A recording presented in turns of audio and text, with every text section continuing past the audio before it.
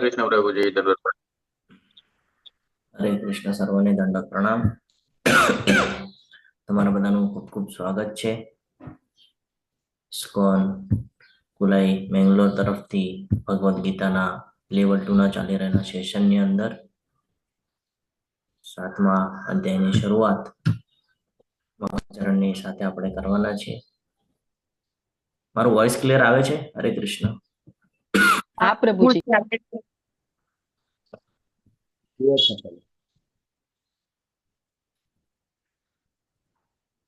ખૂબ સરસ એવો આજનો અધ્યાય છે. ગઈકાલનો અધ્યાય પણ ખૂબ સરસ હતો. આજે આપણે ભક્તિ યોગની અંદર આગળ વધી રહ્યા છીએ. ચર્ચા કરીશું તે પહેલા ગુરુ મહારાજના શુભ આશીર્વાદ સાથે શ્રી શ્રી રાધા ગોવિંદજીના ચરણોમાં વંદન કરી મંગલાચરણની સાથે શરૂઆત કરીશું. ઓમ અજ્ઞાનતિમિરાન્ધસ્ય જ્ઞાનાંજન શલાકયા ચક્ષુરુન્મિલિતમ યેન તસ્મૈ શ્રી ગુરુવે નમઃ. શ્રી ચૈતન્ય મનોભીષ્ટમ સ્થાપિતમ યેન ભૂતલે સ્વયં રૂપ કદા મહ્યમ દદાતિ સ્વપદાંતિકમ. વંદેહમ શ્રી ગુરુ શ્રીયુતપદકમલમ શ્રી ગુરુન વૈષ્ણવાંશ્ચ શ્રી રૂપમ સાગ્રજાતમ સગણ રઘુનાથાન્વિતમ તમ સજીવમ સાદ્વૈતમ સાવધૂતમ પરિજન સહિતમ શ્રી કૃષ્ણ ચૈતન્ય દેવમ શ્રી રાધાન કૃષ્ણ પાદાન સગણ લલિતા શ્રી વિશાખાન્વિતંશ્ચ. હે કૃષ્ણ કરુણા સિંધુ દીનબંધો જગતપતે ગોપેશ ગોપિકા કાંત રાધાકાંત નમોસ્તુતે. તપ્ત કાંચન ગૌરાંગી શ્રી રાધે વૃંદાવનેશ્વરી વૃષભાનુસુતે દેવી પ્रणमामि हरिप्रिये. वाञ्छा कल्पतरुभ्यश्च कृपा सिन्धुभ्य एव च पतितानां पावनेभ्यो वैष्णवेभ्यो नमो नमः. नमो ओं विष्णुपादाय कृष्णपृष्ठाय भूतले श्रीमते भक्तिवेदान्त स्वामिन् इति नामिने. नमस्ते सरस्वते देवे गौरवाणी प्रचारिणे निर्विशेष शून्यवादी पाश्चात्यदेशतारिणे. जय श्री कृष्ण चैतन्य प्रभु नित्यानंद श्री अद्वैत गदाधर श्रीवासादि गौर भक्त वृंद.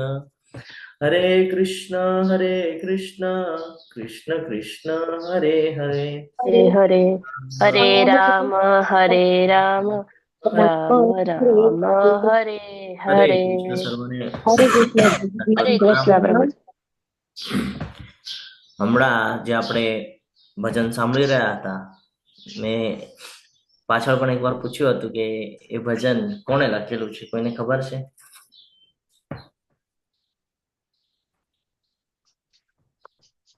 હા વિક્રમી પ્રભુજી બોલો. હરે કૃષ્ણ. हरे कृष्णा प्रभु जी। परम पूज्य जय पताका स्वामी महाराज। હરી બોલ. હિઝ હોલીનેસ આપણા ગુરુ મહારાજ જય પતાકા સ્વામી ગુરુ મહારાજે શ્રદ્ધાંજલિ ના બેસ પર એમના ગુરુને અર્પણ કરેલું ભજન છે કે યદિ પ્રભુપાદ ન હોય તો. જો પ્રભુપાદજી ન હોત તો આપણે બધા પતિતના પતિત રહ્યા હોત, આપણા સુધી આ જ્ઞાન ન પહોંચ્યું હોત. આજે ભગવદ્ ગીતા છે, આવી હજારો ભગવદ્ ગીતા તમને માર્કેટમાં ઉપલબ્ધ થઈ જશે, હજારો, બધામાં અલગ અલગ તમને જાણવા મળશે. પરંતુ એઝ ઇટ ઇઝ આપણે ચોથો અધ્યાય જયારે ભણ્યા ત્યારે આપણને જ્ઞાન પ્રાપ્ત થયું કે એઝ ઇટ ઇઝ ગુરુ શિષ્ય પરંપરા દ્વારા આવેલી આ જે ભગવદ્ ગીતા છે આ બહુ મહત્વની છે. અને આપણને થાય ને એવું કે ભાઈ અંદર ફોટો બહુ ઓછા છે, સંસ્કૃત છે અને બહુ મગજમારી કરવાનું કામ છે, સમજાતું નથી, આપણને એવું થાય ને, એટલે આપણે વાંચતા નથી. પણ જયારે આપણે Bhagavad Gita as it is હાથમાં લઈએ છીએ, શ્રીલા પ્રભુપાદ જે ભાવાર્થ લખીને આપ્યા છે ને, એ જ્યારે વાંચીએ તો આપણને સરળ શબ્દોમાં સમજાય એ પ્રમાણે એમણે એમાં વર્ણન કરેલું છે. તો વિચાર કરો, જો શ્રીલા પ્રભુપાદજી ન હોત તો આજે આપણા સુધી આ ભગવદ્ ગીતા પહોંચી ન હોત અને આપણે બધા આજે ભક્તિના માર્ગ માટે જે પ્રયાસ કરી રહ્યા છે પ્રયાસ કરી શક્યા ન હોત. એટલે ગુરુ શિષ્ય પરંપરા દ્વારા આવેલું આ ભગવદ્ ગીતાનું જ્ઞાન આપણા માટે બહુ મહત્વનું છે. આજે આપણે 7મા અધ્યાયની શરૂઆત કરવાના છીએ. આપણને ખબર છે 3 ભાગમાં વહેંચણી કરવામાં આવેલી છે 18 અધ્યાયની, જેમાંથી પહેલા 6 અધ્યાય કર્મયોગ છે, બીજા 6 અધ્યાય ભક્તિ યોગ છે અને ત્રીજા 6 અધ્યાય આ જ્ઞાન યોગ છે. તો આજે 7મો અધ્યાય જે છે એની શરૂઆત થઈ રહી છે ભક્તિ યોગની. ભક્તિ યોગને વચ્ચે શું કામ મૂકવામાં આવ્યો, કોઈને ખબર છે? આપણે અત્યાર સુધી બીજા અધ્યાયમાં જે જ્ઞાન પ્રાપ્ત કર્યું સાંખ્ય યોગનું, આત્મા પરમાત્મા વિશેનું જે જ્ઞાન પ્રાપ્ત કર્યું, બ્રહ્મ પરમાત્મા અને ભગવાન, એ પછી આપણને ત્રીજા અધ્યાયમાં કર્મયોગ, ચોથા અધ્યાયમાં ભગવદ્ ગીતાનું રહસ્ય જે હિસ્ટ્રી છે એ ખબર પડી. અને ત્યારથી જ આપણે જોઈ રહ્યા છીએ કે આપણને કન્ટિન્યુઅસ એક બાબત સમજાવવામાં આવી રહી છે કે આ ભૌતિક જગતની અંદર જે કાંઈ પણ છે આ કોઈક તો શક્તિ દ્વારા થઈ રહ્યું છે, અને એ શક્તિ છે કૃષ્ણ ભગવાન. એટલે આપણે જો ભગવાન કૃષ્ણના સાનિધ્યમાં રહીશું તો આપણને શું શું બેનિફિટ થાય છે એનું પણ જ્ઞાન આપણને મળી ગયું. 5મો અધ્યાય આખો એના ઉપર આપણે સમજ્યા કે કોઈ પણ કર્મ કરવું હોય તો જો કૃષ્ણ ભાવના યુક્ત કરશું તો દિવ્ય કર્મ તરફ આપણે પ્રયાણ કરી રહ્યા છીએ. દિવ્ય કર્મ જ્યારે એનું વિશ્લેષણ કરવામાં આવે છે તો આપણને જ્ઞાન પ્રાપ્ત થાય છે કે ભાઈ દિવ્ય કર્મ કરેલું એ હંમેશા આપણને ભગવત પ્રાપ્તિ માટે ખૂબ મહત્વનું છે, મહત્વનો ભાગ ભજવે છે. પછી આપણે 6થા અધ્યાયની અંદર પ્રવેશ કરીએ છીએ. 5મા અધ્યાયમાં એક શ્લોક છે. કયો શ્લોક છે મહત્વનો? શાંતિનું સૂત્ર આપણે ચર્ચા કરી હતી. હરે કૃષ્ણ. હરે કૃષ્ણ. કયો શ્લોક છે જેને આપણે શાંતિના સૂત્ર તરીકે જોઈ રહ્યા હતા? હું થોડુંક યાદ અપાવી દઉં તમને. ભોક્તારમ યજ્ઞ તપસા. હવે આગળનું તમારે કહેવાનું છે. હરે કૃષ્ણ. બોલો વિક્રમી પ્રભુજી, બોલો. હરે કૃષ્ણ. હરે કૃષ્ણ પ્રભુજી. ભોક્તારામ યજ્ઞ તપસામ સર્વલોક મહેશ્વરમ સર્વ ભૂતાનામ જ્ઞાન થોડું ભૂલાઈ ગયું. જ્ઞાત્વા મામ શાંતિ મુચ્યતે. ભોક્તારમ યજ્ઞ તપસા સર્વલોક મહેશ્વરમ સુહદમ સર્વભૂતાનામ જ્ઞાતા મામ શાંતિ મુચ્યતે. આનો અર્થ એ છે કે જે ભગવાનને સમસ્ત યજ્ઞ તથા તપશ્ચર્યાનો પરમ ભોક્તા સમજે છે ને, આપણે જ્યારે શરૂઆત કરી તો ખબર પડી કે ભાઈ બધું ભગવાન દ્વારા જ છે. આપણે બીજા અધ્યાયમાં બ્રહ્મ પરમાત્મા અને ભગવાન વિશેનું જ્ઞાન પ્રાપ્ત કર્યું, ભગવાનના તેજનું પણ સમજ્યા છે ને, આ બધું જ્ઞાન પ્રાપ્ત કર્યું. તો અંતે આપણે એક પોઈન્ટ ઉપર આવ્યા, જે પોઈન્ટમાં આપણને એ જ્ઞાન થયું કે શરૂઆત પણ ભગવાન દ્વારા જ થાય છે અને અંત પણ ભગવાન દ્વારા જ થાય છે. બધું એમની ઈચ્છાથી થાય છે. આપણે આ મિથ્યા અહંકારની અંદર જીવી રહ્યા છીએ કે ભાઈ મારું મારું આપણે જે કરીએ છીએ ને, જ્યાં સુધી આપણે મારું મારું કરવાનું મુકતા નથી ને ત્યાં સુધી આપણને શાંતિ નહીં મળે. એક એક્ઝામ્પલ સાથે આપણે સમજીએ. હું એટલા માટે સમજાવું છું કે આજનો અધ્યાય જો આ બધું જ્ઞાન હશે તો આજનો અધ્યાય સમજવું સરળ જશે. એટલા માટે આપણે ચર્ચા કરી રહ્યા છીએ 5મા અધ્યાયના શ્લોકની. કે એક ઓફિસ છે અથવા તો એક કંપની સમજી લો. કંપનીની અંદર ઘણા બધા લોકો વર્કર કામ કરે છે. 1000 સમજી લો, 500 સમજી લો, બરાબર. બધાને અલગ અલગ ડિપાર્ટમેન્ટ આપવામાં આવેલું. કોઈ HR હોય, કોઈ CEO હોય, કોઈ અલગ અલગ ડિપાર્ટમેન્ટ બધાને આપવામાં આવેલા હોય. બધા એમ સમજશે કે હું બોસ છું. તો બધાની અંદર શું આવશે? અહંકાર આવશે. એકબીજા સાથે પ્રતિસ્પર્ધા કરવાની ભાવના વ્યક્ત થશે. આનાથી શું થશે? તો કે નુકસાન થશે, પતન થશે. શું પતન થશે? તો કે ભાઈ કંપનીને જે ઈચ્છિત ફળ છે એ ફળ મળશે નહીં અને આગળ જતા બધું ખોરવાઈ જશે, છે ને. અને જો એમ સમજીને ચાલે કે ભાઈ એક જ મેન છે, કંપનીના જે માલક છે એ જ મેન છે, આપણે બધા વર્કર છીએ, એ પ્રમાણે જો કામ કરે તો કે કામ સરળ રીતે ચાલી શકે છે અને કોઈને કોઈ સાથે પ્રતિસ્પર્ધા હશે નહીં અને કોઈ દિવસે કોઈની સાથે કોઈનો ક્લેશ અથવા તો દમ ઝઘડા થવાનું કોઈ કારણ બનતું નથી. સેમ એજ આપણે અહીંયા સમજવાનું છે. હું ભૌતિક જગતના ઉદાહરણ એટલા માટે આપું છું કે તમને સમજાય. અહીંયા પણ આપણે ભૌતિક જગતની અંદર જીવન વ્યતીત કરી રહ્યા છીએ તો આપણે બધા એકબીજા સાથે સ્પર્ધામાં લાગેલા છે કે હું શ્રેષ્ઠ છે ને, મારા દ્વારા થઈ રહ્યું છે, હું કરી રહ્યો છું, અથવા તો મેં આ કર્યું, હું આ પોસ્ટ પર છું. આ બધું છોડવું પડશે આપણને. આ જ આપણને દુઃખનું કારણ બને છે. કીધેલું ને પાછળ ભગવાને કે આ બધું શું થાય છે? આ જે મિથ્યા અહંકાર છે આ જ આપણા દુઃખનું કારણ બને છે. તો એ દુઃખમાંથી બહાર નીકળવું હોય તો આ શ્લોક યાદ રાખવો પડશે કે ભોક્તારમ યજ્ઞ તપસા સર્વલોક મહેશ્વરમ. કે જેટલા પણ ગ્રહો છે, દેવો છે, આ બધાના મહેશ્વર કોણ છે? ભગવાન છે. અને જે આ સમજી જાય છે, જે આને જીવનમાં ઉતારતા શીખી જાય છે, એના જીવનની અંદર શાંતિની અનુભૂતિ કરે છે. હવે આપણને એવું થાય કે ભાઈ આપણું મન તો માનતું નથી, કારણ કે મન જે છે એ બુદ્ધિના બેઝ પર ચાલી રહ્યું છે અને બુદ્ધિ છે એ ઇન્દ્રિયો પર ચાલી રહ્યું છે. તો કે ભૌતિક જગતમાં નાના હતા ત્યારથી અત્યાર સુધી જે જ્ઞાન પ્રાપ્ત કર્યું એ બધું ભૌતિક જ્ઞાન લેવાને કારણે આપણું જે મન બુદ્ધિ છે એ બધું ભૌતિક જગતમાં સંકળાયેલું છે. એને આધ્યાત્મિક તરફ વાળવું હોય તો કેવી રીતે વાળવાનું, એની માટે 6ઠ્ઠો અધ્યાય આપણને આપવામાં આવેલો છે. 6ઠ્ઠા અધ્યાયમાં શું જ્ઞાન પ્રાપ્ત થયું આપણને? હરે કૃષ્ણ.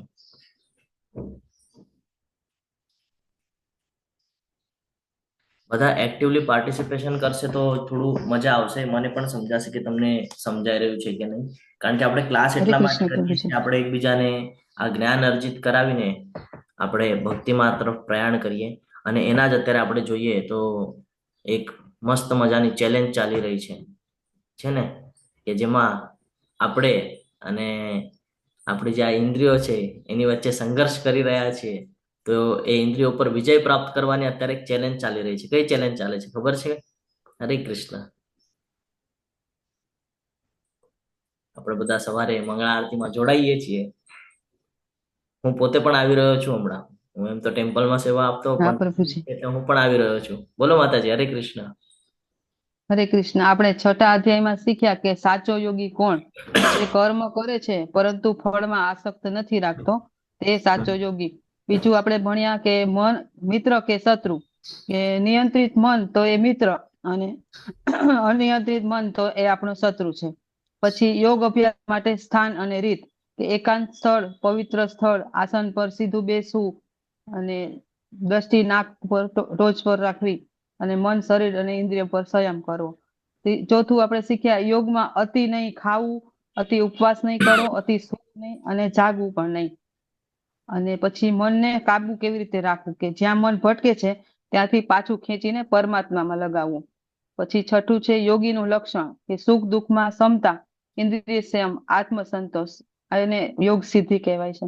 પછી અધૂરા યોગીનું શું થાય એમ, તો યોગમાં પ્રયત્ન વ્યર્થ નથી જતો, આગામી જન્મમાં શુભ સંજોગ મળે છે, યોગી કદી નાશ પામતો નથી. પછી 8મું સર્વોત્તમ યોગી કોણ? સર્વેશા યોગી નામ, જે શ્રદ્ધાપૂર્વક કૃષ્ણનું સ્મરણ કરે, હૃદયથી ભગવાનમાં જોડાય, એને ભક્તિ યોગ સર્વશ્રેષ્ઠ ગણ્યો છે.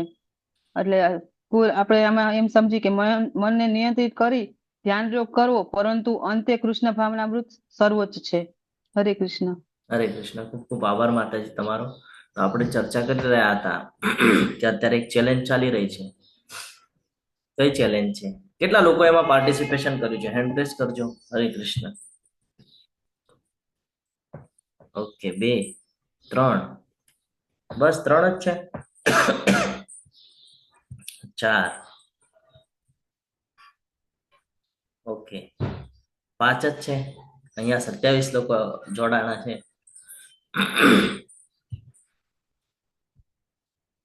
બાકીના હવે નથી કર્યું. ઓકે, આપણે એની ચર્ચા પણ કરીએ. હેન્ડ ડાઉન કરી દેજો. તો એ જે ચેલેન્જ છે ને, એ કોઈને બતાડવા માટેનો ચેલેન્જ નથી, એ આપણા શુદ્ધતા માટેનો ચેલેન્જ છે. સૌથી પહેલા તો આપણને એ જાણવું પડશે. શું શુદ્ધતા આવશે? તો કે ભાઈ અલ્ટિમેટ જે ગોલ છે શાંતિ પ્રાપ્ત કરવી છે ને, મનને કંટ્રોલમાં લાવવાનું છે. 6ઠ્ઠા અધ્યાયમાં જ્ઞાન પ્રાપ્ત થયું તો મન કંટ્રોલમાં એમને આવવાનું છે કે નહીં? આપણે મન, બુદ્ધિ, ઇન્દ્રિયોને ક્યાંક લગાડવું પડશે, ક્યાંક વ્યસ્ત કરવા પડશે, તો આ ભૌતિક જગતના વિચારો ઓછા કરશે, તો એમાં આસક્તિ ઓછી રાખશે. અને મન બુદ્ધિને જ જો આપણે ભગવાનમાં લગાડશું, એમાં પરોવાવશું, તો આપણને જ્ઞાનની અનુભૂતિ થશે અને આપણને કૃષ્ણ પ્રેમ આપણી અંદર વધશે. એટલે આપણને ડબલ લાભ થશે. આ જ લાભ માટે આપણી માટે ચેલેન્જ મૂકવામાં આવેલી છે. તો હજી પણ જે લોકોનું પાર્ટિસિપેશન ન થયું હોય એ એડમિન કોહોસ્ટના સંપર્કમાં આવી ને ફોર્મ ભરી દેજો અને એમાં જોડાવાનો પ્રયત્ન કરજો. આ સંઘર્ષ છે આપણો પોતાના ઇન્દ્રિયો સાથે, પોતાના મન અને બુદ્ધિ સાથે. કારણ કે 6ઠ્ઠા અધ્યાયની અંદર આપણે જ્ઞાન પ્રાપ્ત કર્યું કે મન જ આપણો મિત્ર છે અને મન જ આપણો શત્રુ છે. 6ઠ્ઠા અધ્યાયમાં આપણને જ્ઞાન પ્રાપ્ત થયું ને કે મન જો આપણા કંટ્રોલમાં છે તો એ આપણો મિત્ર છે, અને આપણે જો મનના કંટ્રોલમાં છે તો એ આપણો શત્રુ છે. કારણ કે મન શું કરશે? બુદ્ધિ અને ઇન્દ્રિયો તરફ આકર્ષિત થઈ ને એ પ્રમાણે આપણને ચલાવશે. અને આપણું સમગ્ર જીવન એ માયાદેવીના શક્તિના પ્રભાવ હેઠળ ચાલી રહ્યું છે. આપણે જ્ઞાન અર્જિત કરેલું છે, તો ઓબ્વિયસલી આપણને ભૌતિક જગતમાં સંકળાવી રાખવા માટે સતત પ્રયાસ કરશે અને આપણે એનાથી બચાવવા માટે સતત પ્રયાસ કરવો પડશે. એટલા માટે આ ચેલેન્જ છે. તો હું તમને બધાને ફરી એકવાર વિનંતી કરીશ કે તમે બધા એનું ફોર્મ ભરજો અને એમાં જોડાવાનો પ્રયત્ન કરજો. આપણે આમે મંગળા આરતીમાં બધા જોડાઈએ જ છીએ. ઘણા લોકોને હું જોઉં છું મંગળા આરતીમાં, તો તમને જે લોકો નથી જોડાઈ શકતા એ લોકો પ્રયત્ન કરે કે પોતાના ઇન્દ્રિય અને મન ઉપર કેવી રીતે કંટ્રોલ કરવાનું છે. એની માટે ભગવાને 6થા અધ્યાયની અંદર જ એક શ્લોક આપ્યો. કયો શ્લોક છે? કે કોઈ પણ બાબતને જો સક્સેસ કરવું હોય તો એ શ્લોક જીવનમાં ઉતારેલો હોય તો સક્સેસ થઈ જાય, આ ભૌતિક જગતમાં પણ અને આધ્યાત્મિક જગતમાં પણ. કયો શ્લોક છે ખબર છે કોઈને? હરે કૃષ્ણ. જે લોકોએ લેવલ 1 કર્યું હશે મારી સાથે એ લોકો તરત કહી શકશે, કારણ કે હું એ શ્લોક ઉપર 5-7 મિનિટ સુધી ચર્ચા કરતો હોઉં છું. બહુ મહત્વનો છે એ શ્લોક સમજવો.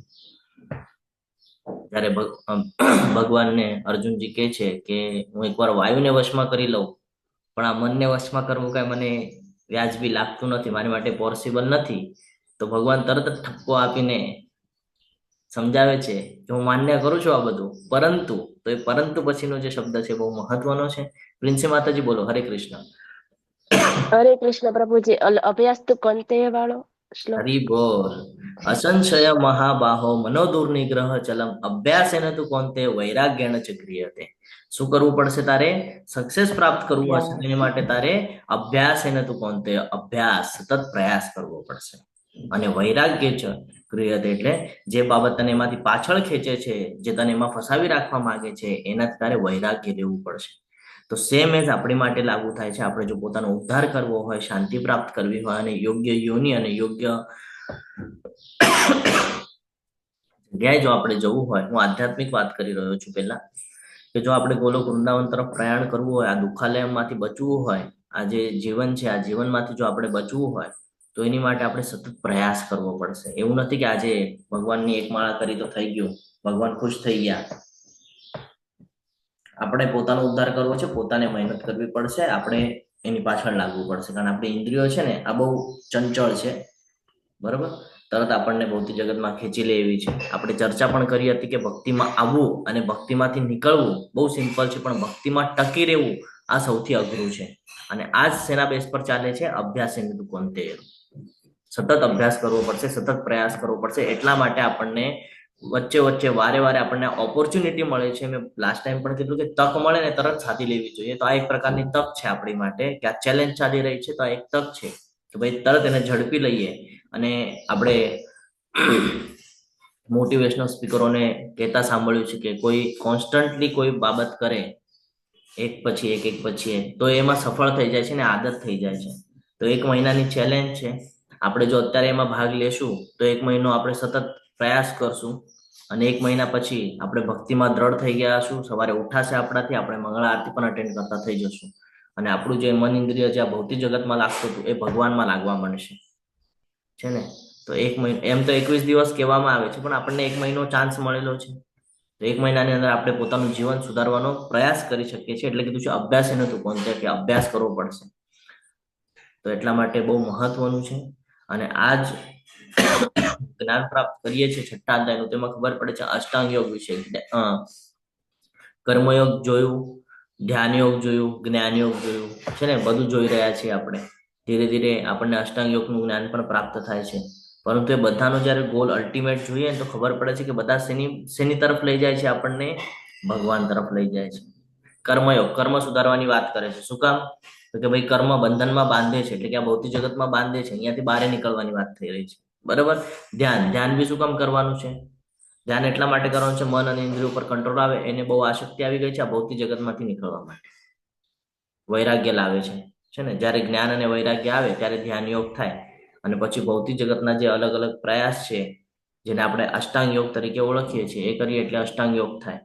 કે આ વૈરાગ્ય લાવીએ જીવનમાં, જ્ઞાન આવે એટલે વૈરાગ્ય લાવીએ. વૈરાગ્ય લાવવું એટલે શું? કે ભાઈ આનાથી અલિપ્ત થવું, ભૌતિક જગતના જે સંસાધનો છે આનાથી અલિપ્ત થવું. એને અલિપ્ત કરવા માટે શું કરે છે સંન્યાસી? બધું છોડીને જંગલમાં તો કોઈ એવી જગ્યાએ વયો જાય છે કે જ્યાં આ બધું ભૌતિક જગતના સંસાધનો એની આંખોની સામે આવે નહીં. કારણ કે એ આંખોની સામે આવશે તો આ ઇન્દ્રિયો બધી બહુ પ્રબળ છે, તરત જ કેપ્ચર કરશે, તરત જ ઈચ્છા શક્તિ વ્યક્ત કરશે અને મન બુદ્ધિ એને પ્રેરિત કરશે. તો કામ વાસના ને બધું ઉત્પન્ન થશે, એનાથી લોભ ઉત્પન્ન થશે અને પાછો એ ભૌતિક જગતમાં સંકળાઈ જશે. એટલે આ બધું છોડીને વૈરાગ્ય સ્વીકારે છે. વૈરાગ્યનું અલ્ટિમેટ ગોલ શું છે? ભૌતિક જગતને છોડવું, એના સંસાધનોથી બચવું. તો બધાને જો જોવા જશું તો એક જ ગોલ દેખાય છે આપણને કે ભાઈ ભગવત પ્રાપ્તિના પ્રયત્ન ચાલી રહ્યા છે, દુઃખાલયમાંથી નીકળવાના પ્રયત્ન છે આ બધા. અને બધાનું લાસ્ટમાં એ જ કરવું પડે છે. કેટલું પણ આપણે પ્રયાસ કરીએ ત્યારે આપણને આ 3 ગુણો સમજાય જાય, સત્વગુણ, રજોગુણ અને તમોગુણ, તો આપણે આ પ્રયાસમાં લાગી જઈએ છીએ. અને આ બધું ત્યારે આપણે જોઈએ છે કે કર્મ કર્યા વગર આપણે રહી શકવાના છીએ, કર્મનો ત્યાગ કર્યા વગર. ભગવાને પણ આપણને કીધું કે કર્મનો ત્યાગ કરવા કરતા ભક્તિયુક્ત કર્મ કર, જ્યાં છે ત્યાંથી કરતું ભક્તિ કર. તો આ આપણી માટે બહુ મહત્વનું છે કે આપણને જ્યાં છે ત્યાંથી કરવાનો ઓપોર્ચ્યુનિટી મળે છે. અને યુગ, અત્યારે કલયુગ ચાલે છે, તો કલયુગનો યુગ ધર્મ છે. શું છે યુગ ધર્મ કલયુગમાં? હરિર નામ હરિર નામ કેવલમ, કલૌ નાસ્તિ વગતિર અન્યથા. એક જ રસ્તો છે. કયો? તો કે ભગવાનના પવિત્ર નામનો જપ કરવો. 10મા અધ્યાયમાં પણ કે છે યજ્ઞ નામ જપ યજ્ઞોસ્મી, છે ને? તો 10.25માં કે છે. તો અલ્ટિમેટ આપણે જોવા જઈએ તો આપણી માટે મહત્વનું શું છે કે ભાઈ કૃષ્ણનું શરણ લેવું, કૃષ્ણના શરણમાં જવું, ભગવાન માટે થઈને કર્મ કરવું, અકર્મ કરવું, છે ને? ભગવાનના પ્રસન્નતા માટે કર્મ કરવું. એટલા માટે તો આપણે અહીંયા આપણો મહત્વનો સમય આપી રહ્યા છે 1 કલાક. કેમ? તો ભાઈ પોતાનું જીવન સુધારવું છે, શાંતિ જોઈએ છે, આ દુઃખમાંથી બહાર નીકળવું છે, દુઃખથી લડવાની શક્તિ એકત્રિત કરવી છે. એની માટે આપણે આ બધા ક્લાસ કરી રહ્યા છે. તો આવી જ એક ઓપોર્ચ્યુનિટી આપણે બધાને મળેલી છે કે અત્યારે જે ચેલેન્જ ચાલી રહી છે એમાં આપણે આપણું નામ નોંધાવી દઈએ અને પ્રયાસ કરીએ. 2 બાબત થશે જો એમાં. જેમ અર્જુનજીને ભગવાન કૃષ્ણ કહેતા હતા ને કે તું યુદ્ધ કરીશ તો 2 બાબત થશે, જીતી જઈશ તો સામ્રાજ્ય મળશે ને વીરગતિને પ્રાપ્ત થઈશ તો સ્વર્ગલોકમાં જઈશ. તો અહીંયા પણ આપણને 2 લાભ થશે. શું લાભ થશે? એક તો જો આપણે પ્રયાસ કરશું તો પૂરેપૂરા ભક્તિ માર્ગમાં આવી જશું, કોન્સ્ટન્ટલી ચાલુ રહેશે ભક્તિ માર્ગ, અને અંતિમ સમયમાં ભગવાનનું સ્મરણ થઈ શકે છે. અત્યારે જે ચાન્સ મળી રહ્યો છે એ ચાન્સને જો પકડી લીધી તો અંતિમ સમયમાં પણ આપણે ભગવાનનું સ્મરણ કરી શકીએ છીએ. અને એવું નહીં થયું તો કે આજે 1 મહિનો જે આપણે કરશું ને, 1 મહિનાની અંદર આપણને ખબર પડશે કે આપણું મન કેટલું કંટ્રોલમાં આવી ગયું છે, આપણી ઇન્દ્રિય કેટલી કંટ્રોલમાં આવી ગઈ છે. તો અત્યારે જ્યાં રહીએ છીએ ને ત્યાં પણ એનો લાભ થવાનો છે, અને કોન્સ્ટન્ટલી રાખશું ને જીવનમાં તો ભવિષ્યમાં પણ એનો લાભ થવાનો છે. તો બંને સાઈડ લાભ છે. કારણ આપણે આપણો લાભ ગોતીએ છીએ ને, લાભ હોય તો આપણે કોઈ પણ કર્મ કરીએ છીએ, વગર લાભે કરતા ને, તો આમાં પણ આપણો જ લાભ છે કે આપણને બંને સાઈડ એનું બેનિફિટ છે. તો હું તમને બધાને વિનંતી કરીશ કે તમે બધા એમાં પાર્ટિસિપેટ થાવ. હરે કૃષ્ણ. આજનો અધ્યાય છે જ્ઞાન વિજ્ઞાન યોગ, પરમેશ્વરનું જ્ઞાન, 7મો અધ્યાય, અને ભક્તિની જબરદસ્ત એવી શરૂઆત કે ભૌતિક જગત શું છે, આધ્યાત્મિક જગત શું છે, ભગવાને આને કેવી રીતે બધું સ્ટ્રક્ચર બનાવીને આપ્યું છે, આ તમામ પ્રકારનું જ્ઞાન આપણને આજના અધ્યાયમાં પ્રાપ્ત થશે. તત્પૂર્વે આપણે 6થા અધ્યાયને થોડું સમજવાનો પ્રયત્ન કરીએ. તો આ શક્તિ વિના કર્મ કરી યોગમાં આગળ વધવાની વાત થાય છે. આ ભૌતિક જગતમાં આ શક્તિ રાખ્યા વગર આપણે યોગારૂઢ થવું જોઈએ. યોગારૂઢના તબક્કા, કર્મને છોડી દેવાની વાત કરી કે કર્મને કેવી રીતે છોડી શકાય છે. પછી યોગની પ્રથામાં આગળના તબક્કાઓ જાણ્યા, જે હમણાં આપણે ચર્ચા કરી ગયા. કર્મયોગ, પછી એમાં જ્ઞાન અને વૈરાગ્ય આવે એટલે ધ્યાન યોગ, ધ્યાન યોગથી અષ્ટાંગ યોગ. આ અલગ અલગ તબક્કાઓ છે. અને તોફાની મનને નિયંત્રણ કરવાની આવશ્યકતા શું છે? જ્યારે અર્જુનજી કહે છે કે ભાઈ મારી માટે આ પોસિબલ નથી, તો ભગવાન ઠપકો આપીને તરત કહે છે હું માન્ય કરું છું કે અઘરું છે, પરંતુ અશક્ય કાંઈ જ નથી. આ ભગવાનનું સ્ટેટમેન્ટ છે કે હું સમજુ છું અઘરું છે પણ અશક્ય કાંઈ જ નથી, બધું શક્ય છે. આપણા ઉપર ડિપેન્ડ છે. આપણે હંમેશા હાર માની લેતા હોય છે કે ભાઈ હવે મારથી નહીં થાય, હવે મારથી નહીં થાય. પણ ભગવાન એ જ કહે છે તું જે હાર માને છે ને ત્યાં જ તારે પ્રયાસ કરવાની જરૂર છે, કે તું પોતાને અસક્ષમ સમજે છે. અહીંયા આપણે પોતાને સક્ષમ સમજવાનું છે.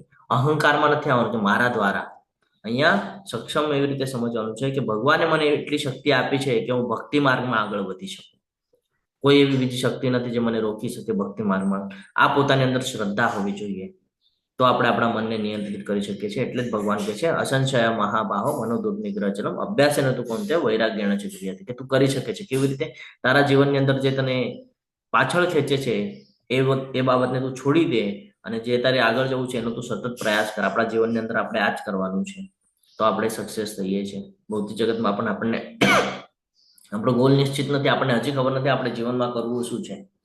હજી આપણું શું ચાલે છે? હું પ્રોપર્ટી કરી લઉં, હું પૈસા કમાઈ લઉં, હું પ્રસિદ્ધ થઈ જાઉં, હજી બી આપણું આ ચાલે છે. ત્યારે કે આપણને ખબર છે કે અંતિમ સમયમાં તો આ બધું કઈ સાથે આવવાનું નથી. તે છતાં આપણે મન ઇન્દ્રિયો સાંભળી રહી છે કે નહીં? આપણી ઇન્દ્રિયો ક્યાં દોરી રહી છે? આપણને ભૌતિક જગતમાં. તો આને જ જીતવાનું છે આપણે. આપણી મન બુદ્ધિ ઇન્દ્રિયને જ જીતવાનું છે કે ભાઈ આપણને ઘડે ઘડે આ ભૌતિક જગતમાં ખેંચે છે, તો એમાં જવાનું નથી આપણે. એટલા માટે આ શ્લોક મહત્વનો છે.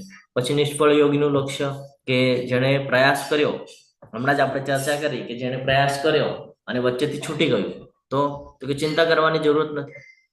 જ્યાં છૂટ્યું છે ત્યાંથી આગળ કન્ટિન્યુ કરાવી દેવાના છે ભગવાન, છે ને? તો આ બહુ મહત્વનું છે કે નિષ્ફળ યોગીનું લક્ષ્ય. અલ્ટિમેટ ગોલ તો બધાનો એક જ છે કે અહીંયા અત્યારે નહીં કરીએ આપણે ભક્તિ, તો અત્યારે આપણે જે ક્લાસ કરેલા છે, જેટલું જ્ઞાન અર્જિત કરેલું છે, એના આધારે આપણે જે કાંઈ પણ પ્રયત્ન કરશું, આ જયારે જીવન આપણું પૂરું થઈ જશે અહીંયાનું, આ શરીરના અંદરનું, તો નેક્સ્ટ જે બર્થ થશે, નેક્સ્ટ જે શરીર આપણને પ્રાપ્ત થશે, એ શરીરની અંદર પણ ભગવાન અહીંયાથી આગળનું કન્ટિન્યુ કરાવશે. સૌથી સર્વોચ્ચ યોગી કોણ છે? ખૂબ સરસ એવો શ્લોક છે, જેમાં કે છે કે જે યોગી હંમેશા પોતાના અંતકરણમાં ભગવાનનું શ્રદ્ધાપૂર્વક સ્મરણ કરતો હોય, હંમેશા ભગવાનના સાનિધ્યમાં રહેતો હોય, છે ને, તો એ ભગવાન સાથે ગાઢ રીતે સંકળાય છે. અને જ્યારે ભગવાનની સાથે ગાઢ રીતે સંકળાય છે, તો ભગવાન કે છે એ જ બધા યોગીઓમાં સર્વશ્રેષ્ઠ છે. આ મારો મત છે, એવી રીતે ભગવાન ત્યાં કહી રહ્યા છે લાસ્ટમાં, છે ને, 6થા અધ્યાયમાં લાસ્ટમાં ભગવાન આપણને એ જ જ્ઞાન આપી રહ્યા છે કે કોણ મને વધારે પ્રિય છે? કે જે મારી સાથે ગાઢ રીતે સંકળાયેલો છે. ભગવાનને આપણે ક્યારે સમજી શકીએ? જ્યારે આપણે જ્ઞાન પ્રાપ્ત કર્યા પછી એને જીવનમાં ઉતારવાનો પ્રયાસ કરીએ ને, ત્યારે આપણે સમજી શકીએ. આપણે જ્ઞાન તો અર્જિત કરીએ છીએ, પણ ભૌતિક જગતોના સંસાધનના મોહમાંથી આપણું મન કાંઈ છૂટતું નથી. આપણું મન હજી પણ એની અંદર લાગેલું છે, આ ભૌતિક જગતના જે સંસાધનો છે. હવે તમને એવું થશે, પ્રભુજી અમારે તો લગ્ન થઈ ગયા છે, અમે તો ફેમિલી લઈને બેઠા છીએ, તમે બોલો છો બધી વાત બરોબર છે. ફેમિલીની જગ્યાએ છે, એને મહત્વ આપવાનું છે, નથી આપવાનું એમ ભગવાન કહેતા જ નથી. ભગવાન કહે છે એ કરીને તારે કરવાનું છે. તારું નિયત કર્તવ્ય કર્મ છે, એ કરીને તારે આ બધું કરવાનું છે, કારણ તારે તારો ઉદ્ધાર કરવાનો છે. નહીં તો તું અહીંયા જ ફસાઈ દઈશ. તો આખું જીવન ફેમિલીની પાછળ લાગ્યા કરીશ, અને અંત સમયમાં એ ખાલી સ્મશાન સુધી તારી સાથે આવવાના છે. એનાથી આગળની જર્ની તો તારે કરવાની છે. પછી આપણે કહીએ કે હા, આગળની જર્ની તો બરાબર છે. પછી જયારે ગરુડ પુરાણ વાંચીએ ને, તો 3જો અને 4થો અધ્યાય વાંચજો એટલે ખબર પડે એમાં ગરુડ પુરાણમાં શું લખ્યું છે. તો આગળની જર્ની જો એવી ન જવા દેવી હોય, તો અત્યારે ભક્તિ કરવી પડશે. કે ક્યારે નારાયણના દૂત લેવા આવે છે, ક્યારે યમના દૂત લેવા આવે છે, યાતના કઈ કઈ ભોગવવી પડે છે ને. 3જો અને 4થો અધ્યાય વાંચશો તો ખબર પડશે. 3જા અધ્યાયમાં તો એવું બધું ઉલ્લેખ છે કે ભાઈ તળવામાં આવે, ઓલા ભજીયાને બનાવે એવી રીતે તળવામાં આવે, પછી મારવામાં આવે, પછી ઓલા પક્ષીઓની વચ્ચે મૂકી દેવામાં આવે, ગરુડ ને એવા બધા પક્ષીઓ આવીને એને ખાય, બધું માંસ ખેંચીને ખાય. આવું બધું ઉલ્લેખ છે. જો આપણે એવા પ્રકારના કર્મ કરશું તો આપણને એવું બધું ભોગવવું પડશે. હવે આપણને એવું થાય કે પ્રભુ તમે કહો છો આત્મા તો કોઈ દિવસે મરતી નથી, તો કે આપણે જયારે ઓલો પિંડદાન કરવામાં આવે છે ને, જયારે કોઈ ગુજરી જાય તો 13 દિવસ જે વિધિઓ ચાલતી હોય, તો પિંડદાન કરવામાં છે, એ પિંડથી સૂક્ષ્મ શરીર તૈયાર થાય. આ બધું જ્ઞાન એટલા માટે લેવાનું છે કે ભક્તિનું શું મહત્વ છે ને, એ સમજવા માટે લેવાનું છે. આ બધા શાસ્ત્રો શું કામ આપેલા છે આપણને? વિષ્ણુ પુરાણ, પદ્મ પુરાણ છે ને, બ્રહ્મ સંહિતા, પછી આ અત્યારે આપણે ચર્ચા કરી રહ્યા છે ગરુડ પુરાણ, ભગવદ્ ગીતા. આ બધું શું કામ આપ્યું છે? કે તમે ખાલી ભગવદ્ ગીતાને વાંચી લેશો ને તો પણ તમને આ બધું જ્ઞાન મળી જશે, પરંતુ ભગવદ્ ગીતા શું છે એની વેલ્યુ સમજવા માટે તમારે આ બધું જ્ઞાન લેવું પડશે, અથવા તો આને સાંભળવું પડશે. તમે જયારે આ સાંભળો છો તો ખબર પડે છે કે ભાઈ અલ્ટિમેટ તો બધું ભગવદ્ ગીતામાં ઓલરેડી આપેલું છે, અને અંતિમ ગોલ એ જ છે કે ભાઈ ભગવત પ્રાપ્તિ, ભગવાનની ભક્તિ તો કરવી જ પડશે, નહીં તો આ બધા ભોગ તો ભોગવવા પડશે. એટલા માટે જેવી રીતે આપણે પણ આ બધા યોગ શું કામ સમજ્યા 6થા અધ્યાયમાં? આપણે કર્મયોગ, ધ્યાન યોગ, જ્ઞાન યોગ, હઠ યોગ, અષ્ટાંગ યોગ શું કામ સમજ્યા? કે ભક્તિ યોગનું મહત્વ સમજવા માટે, કે ભાઈ ભક્તિ યોગ શું છે, જ્યાં છે ત્યાંથી આપણને લાભ થઈ રહ્યો છે. વૈરાગ્ય કરવાની વાત નથી આવી રહી કે ભાઈ છોડીને વયો જાય એમ નથી કહેતા ભગવાન. ભગવાન કહે છે જ્યાં છે ત્યાંથી. તો એવી જ રીતે ભગવદ્ ગીતા શું કામ જીવનમાં ઉતારવાની છે? કે બાકીના શાસ્ત્રો વાંચશો ને તો ખબર પડશે કે ભગવદ્ ગીતા શું કામ જીવનમાં ઉતારવાની છે. એટલા માટે ગરુડ પુરાણ પણ જયારે તમે કોઈ સમય ચાન્સ મળે ને તો કોકને કહેજો, તમને કહેશે, કાં તો પછી ભક્તિ વૃક્ષમાં થોડું એક્સપ્લેન કરવા કે કહેશે તમને શું સિચ્યુએશન છે અને આપણે કઈ સિચ્યુએશનમાં જીવન વ્યતીત કરી રહ્યા છીએ. તો પોતાને બચાવવા માટે પ્રયાસ કરવો પડશે. એટલે એવું નથી કે ફેમિલીને છોડવાની વાત થઈ રહી છે. ફેમિલીનું જે કર્તવ્ય છે એ કરવાનું છે, પણ એની સાથે ભક્તિ માર્ગમાં રહેવું બહુ જરૂરી છે. જો ભક્તિ માર્ગમાં નહીં રહીએ તો કોઈ દિવસે પોતાનો ઉદ્ધાર નહીં થાય. અને 7મો અધ્યાય એના બેસ પર જ આપણને સમજવાનો છે કે શું કામ ભગવાન છે ને. ઘણા બધા લોકો કે દેવી દેવતાઓ પણ છે ને, અમે શું કામ ભગવાન કૃષ્ણની ઉપાસના કરીએ, અમને તો દેવી દેવતાઓ ખૂબ ખુશ રાખે છે, અમે તો દેવી દેવતાઓની ઉપાસના કરશું. એટલા માટે આજનો અધ્યાય મહત્વનો છે. તો આપણે 6 તબક્કામાં એને 6 વિભાગની અંદર વહેંચણી કરવામાં આવેલી છે. 63 શ્લોક છે, પણ 6 એના પાર્ટ બનાવવામાં આવેલા છે, જેમાંથી 3 પાર્ટ આપણે આજે સમજશું અને 3 પાર્ટ આપણે આવતીકાલે સમજવાનો પ્રયાસ કરશું. તો ભગવાન શ્રી કૃષ્ણ વિશેના જ્ઞાનની મહિમા આપણને ખબર પડશે. ભગવાન કૃષ્ણની શક્તિઓનું જ્ઞાન આપણને પ્રાપ્ત થશે. ભગવાનની જે શક્તિ છે, પરાશક્તિ અપરાશક્તિ, એનું આપણને આજે જ્ઞાન પ્રાપ્ત થશે કે શક્તિ દ્વારા કેવી રીતે આ બધું ભગવાને બનાવ્યું છે અને આપણે કોણ છીએ એમાંથી એનું જ્ઞાન આપણને પ્રાપ્ત થશે. આપણે જે મિથ્યા અહંકારમાં જીવન વ્યતીત કરી રહ્યા છે એ સમજાશે આપણને. અને આગળ 3 ગુણો દ્વારા આ બધું કેવી રીતે ભગવાને નિયંત્રિત કરેલું છે અને ભગવાન આને કેવી રીતે નિયંત્રિત કરે છે. આજે માયાદેવી છે એને કેવી રીતે કંટ્રોલમાં રાખે છે અને માયાદેવી આપણા ઉપર કેવી રીતે કંટ્રોલ રાખે છે. આ તમામ પ્રકારનું જ્ઞાન આપણને આજના અધ્યાયમાં પ્રાપ્ત થવાનું છે. 6થા અધ્યાયને જ્યારે આપણે જોઈએ તો 6થા અધ્યાયમાં આ મહત્વના પોઈન્ટ આપણે સમજ્યા કે ભગવાન કૃષ્ણ સમજાવી રહ્યા હતા કે બધા યોગીઓમાંથી સર્વશ્રેષ્ઠ યોગી કોણ છે? તો કે જે મારું સ્મરણ કરે છે, જે હંમેશા મારા વિશેનો વિચાર કરે છે, એ હંમેશા ગાઢ રીતે મારી સાથે સંકળાયેલો રહે છે. આપણે જ્યારે કોઈ પણ વ્યક્તિ હોય, આપણો બેસ્ટ ફ્રેન્ડ શું કામ હોય? કોણ કે છે બેસ્ટ ફ્રેન્ડ શું કામ હોય? કોઈ આપણને ગમતું હોય અથવા તો બેસ્ટ હોય, શું કામ બેસ્ટ હોય? હરે કૃષ્ણ. એવું છે કે કાલે આપણને કોઈ મળ્યું નહીં, આપણું બેસ્ટ થઈ ગયું, એવું થાય? હરે કૃષ્ણ. ક્વેશ્ચન છે મારો તમને. બેસ્ટ ફ્રેન્ડ શું કામ થાય? જ્યારે કોઈ વ્યક્તિ આપણને મળે છે, આપણે એની સાનિધ્યમાં રહીએ છીએ, એની સાથે વાતચીત કરીએ છીએ, એને સમજીએ છીએ, એના પછી આપણું અને એનું કન્વર્સેશન થયા પછી એનો સ્વભાવ આપણો સ્વભાવ એકબીજા સાથે મેચ થાય, ત્યારે આપણો બેસ્ટ થાય કે ભાઈ આપણા મન જેવું થઈ રહ્યું છે. સેમ જ અહીંયા સમજવાનું છે. ભગવાન પણ એ જ કહે છે કે જે મારી સાથે ગાઢ રીતે સંકળાયેલો છે ને, એ હંમેશા મારો મિત્ર છે. ત્યાં સુધી આપણે ભગવાનને નહીં સમજીએ ત્યાં સુધી આપણે જીવનને નહીં સમજીએ. ભગવાનને સમજી જશું તો જીવન શું છે ને સમજાઈ જશે. એટલે હંમેશા ભગવાનને સમજવા માટે આપણે આપણો સમય ભગવાન સાથે વ્યતીત કરવો પડશે. હવે તમે કહેશો ભગવાન તો ક્યાં, અમે તો પતિ જ છીએ, અમને ક્યાં દેખાય? એટલે જ ભક્તિ કરવાની છે કે ભક્તિ કરશું તો ભગવાન ક્યાંક ને ક્યાંક કોઈક ને કોઈક માધ્યમ બનાવશે જેનાથી આપણને જ્ઞાન પ્રાપ્ત થશે ને આપણી અંદર આ જે કૃષ્ણ ભક્તિ છે એ ભક્તિ વધશે અને ત્યારે આપણને કૃષ્ણ પ્રેમની અનુભૂતિ થશે ને પછી આપણે એ માર્ગ ઉપર ચાલશું. ત્યારે ભગવાન ક્ષણે ક્ષણે આપણને દર્શાવે છે કે હું તારી સાથે છું, ચિંતા નહીં કરતો. આ છે શક્તિ. આ જ શક્તિની વાત થઈ રહી છે કે એક યોગી જે હંમેશા ભક્તિમાં તેના વિશે વિચાર કરે છે, ઉઠે તો પણ કૃષ્ણ ને સુવે તો પણ કૃષ્ણ, સંપૂર્ણ વિશ્વાસમાં તેના પર ધ્યાન કેન્દ્રિત કરે છે. સંશયથી શરૂઆત થાય છે, આપણને ડાઉટ થાય કે ભાઈ દેવી દેવતા અને ભગવાન શ્રી કૃષ્ણમાં શું ફરક છે.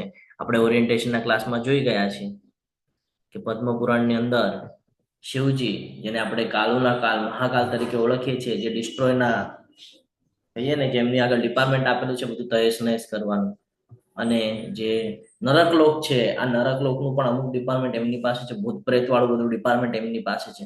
એટલે તમે જોતા હશો કે જે લોકો એવા યોગીઓ પણ છે જે તમો ગુણ વાળા છે ને, અઘોરી જેને કહેવાય છે, લોકો કોની ઉપાસના કરે છે? શિવજીની ઉપાસના કરે છે.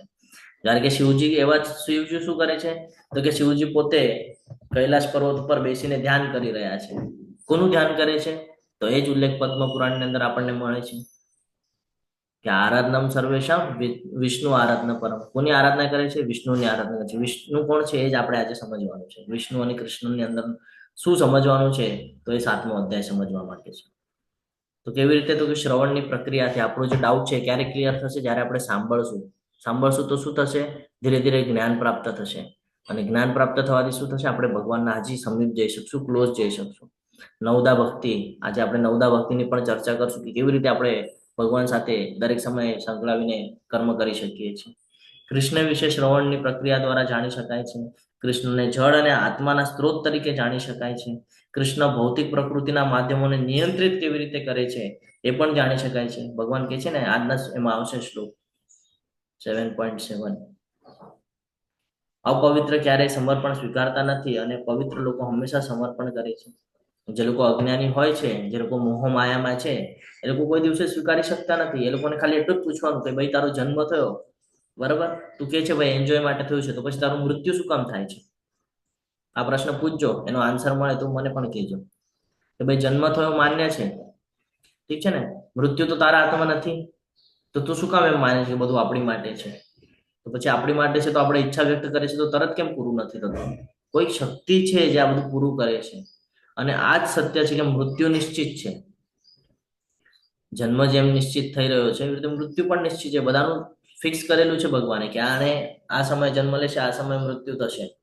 આ એનું પાછલા જન્મના પ્રારબ્ધ, પાછલા જન્મના કર્મ, આ આટલા ટાઈમ પિરિયડની અંદર આને આ બધું ભોગવવાનું રહેશે. એની અંદર પાછું આપણને આંશિક સ્વતંત્રતા આપીને રાખી છે ભગવાને. આ આંશિક સ્વતંત્રતાનો આપણે એવી રીતે ફાયદો ઉપાડી રહ્યા છીએ કે ભાઈ બધું આપણી માટે જ છે. અને ઓલું પશુ જીવન જેમ જીવીએ છીએ એમ આપણે પણ સેમ પશુ જીવન જીવી રહ્યા છીએ. કઈ જ ફરક નથી એની અંદર ને આપણી અંદર. તો અપવિત્ર જ્યારે આપણે થઈ જઈએ છીએ, એટલે કે જ્યારે મિથ્યા અહંકારમાં જઈએ છીએ, તો આ બધું આપણે સ્વીકારતા નથી. પણ જ્યારે આપણને જ્ઞાન પ્રાપ્ત થાય છે, એટલે કે જ્ઞાન હોય છે આપણને, ખાલી આપણે એને ક્લિયર કરી નાખીએ છીએ. જેવી રીતે ઓલું ભ્રૂણ ગર્ભાશયથી યાદ આવે છે ને, આપણે જોઈ રહ્યા છે પાછળ અગ્નિ ધુમાડાથી. તો એવી રીતે આપણું આ જે અજ્ઞાનતા છે એને દૂર કરી આ જ્ઞાન દ્વારા અને પ્રકાશિત થઈએ છીએ, ત્યારે આપણે સમર્પિત થઈએ છીએ ભગવાનને. પછી તો કે દેવતાઓ અને અવ્યક્તિગતતાને સમર્પણ. દેવતાઓને સમજીએ છીએ આપણે કે દેવતાઓ કોણ છે, દેવતાઓ કોની ઉપાસના કરે છે. બ્રહ્માજી શું કહે છે? બ્રહ્માજી પણ કહે છે ને, ઈશ્વર પરમ કૃષ્ણ સચ્ચિદાનંદ વિગ્રહ અનાદિર આદિર ગોવિંદમ સર્વ કારણ કારણ. જે ભગવાન કે છે એ જ બ્રહ્માજી કે છે, જે ભગવાન કે છે એ જ શિવજી કે છે. સમજી રહ્યા છો? તમે કોઈ પણ શાસ્ત્ર ઉપાડી લો તો એમાં બધા એમ કહેશે કે કોઈક છે, કોઈક છે, કોઈક છે. પણ ખાલી ભગવદ્ ગીતા જયારે હાથમાં લઈએ છીએ તો ભગવાન અહીંયા કહે છે કે હું જ છું. એ 10મો અધ્યાય ખોલીને જોઈ લેજો, ખબર પડી જશે. 11મો અધ્યાય ખોલીને જોઈ લેજો, ખબર પડી જશે કે ભગવાન સ્ટેટમેન્ટ આપે છે કે ભાઈ હું છું, મારા દ્વારા આ બધું છે. બાકી તમે કોઈ પણ શાસ્ત્ર ઉપાડશો તો કહેશું કે અમે કોકની આરાધના કરીએ છીએ, અમે કોકને પૂજીએ છીએ, અમે કોકનું સ્મરણ કરીએ છીએ. એમ જ કહેશે. કોઈ એમ કહેશે ને હું ભગવાન છું. ખાલી ભગવાન કૃષ્ણ સ્ટેટમેન્ટ આપે છે કે હું ભગવાન છું. તો પણ આપણે સમજી શકતા નથી, તો પણ આપણને ડાઉટ હોય છે. જીવાત્માની મૂંઝવણ છે અને કૃષ્ણને જાણીને સ્વતંત્રતા પામી શકાય છે. આ જ જાણવાનું છે આપણે. તો શરૂઆત કરીએ. કૃષ્ણ અર્જુનને તેમની ભૌતિક અને આધ્યાત્મિક શક્તિઓ બંને વિશે કહે છે અને જાહેર કરે છે કે ગુણાતીતવાદી જે તેની સાચી રીતે ઓળખવામાં સફળ થાય છે તે સૌથી દુર્લભ છે. કોણ જાણી શકે ભગવાનને? હરે કૃષ્ણ. ભગવાનને કોણ જાણી શકે? શું લાગે છે, કોણ જાણી શકે ભગવાનને? હમણાં જ આપણે એક ફ્રેન્ડનું ઉદાહરણ લીધું કે મારો કોઈ ફ્રેન્ડ બેસ્ટ શું કામ થાય?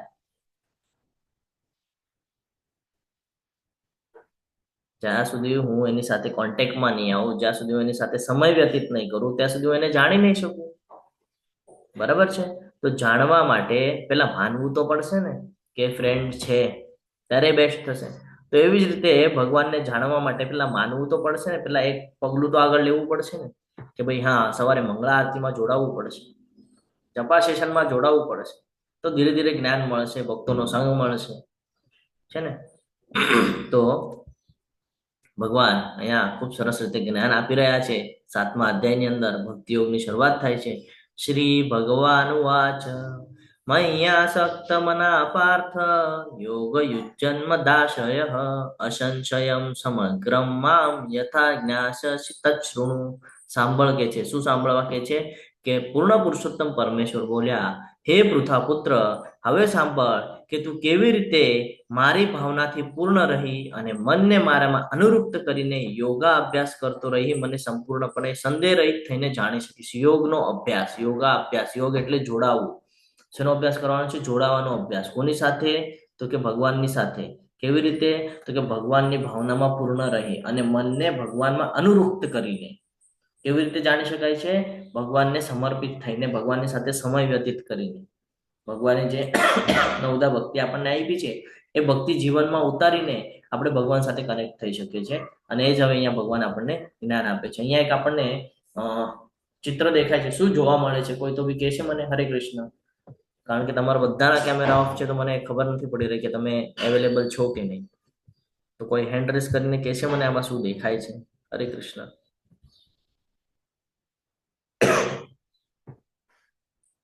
બે બ્લોક દેખાય છે. હા, બે બ્લોક દેખાય છે. એક બ્લોક તો એનો દેખાય છે, પડછાયો છે, હમ એક તો એનો પડછાયો છે.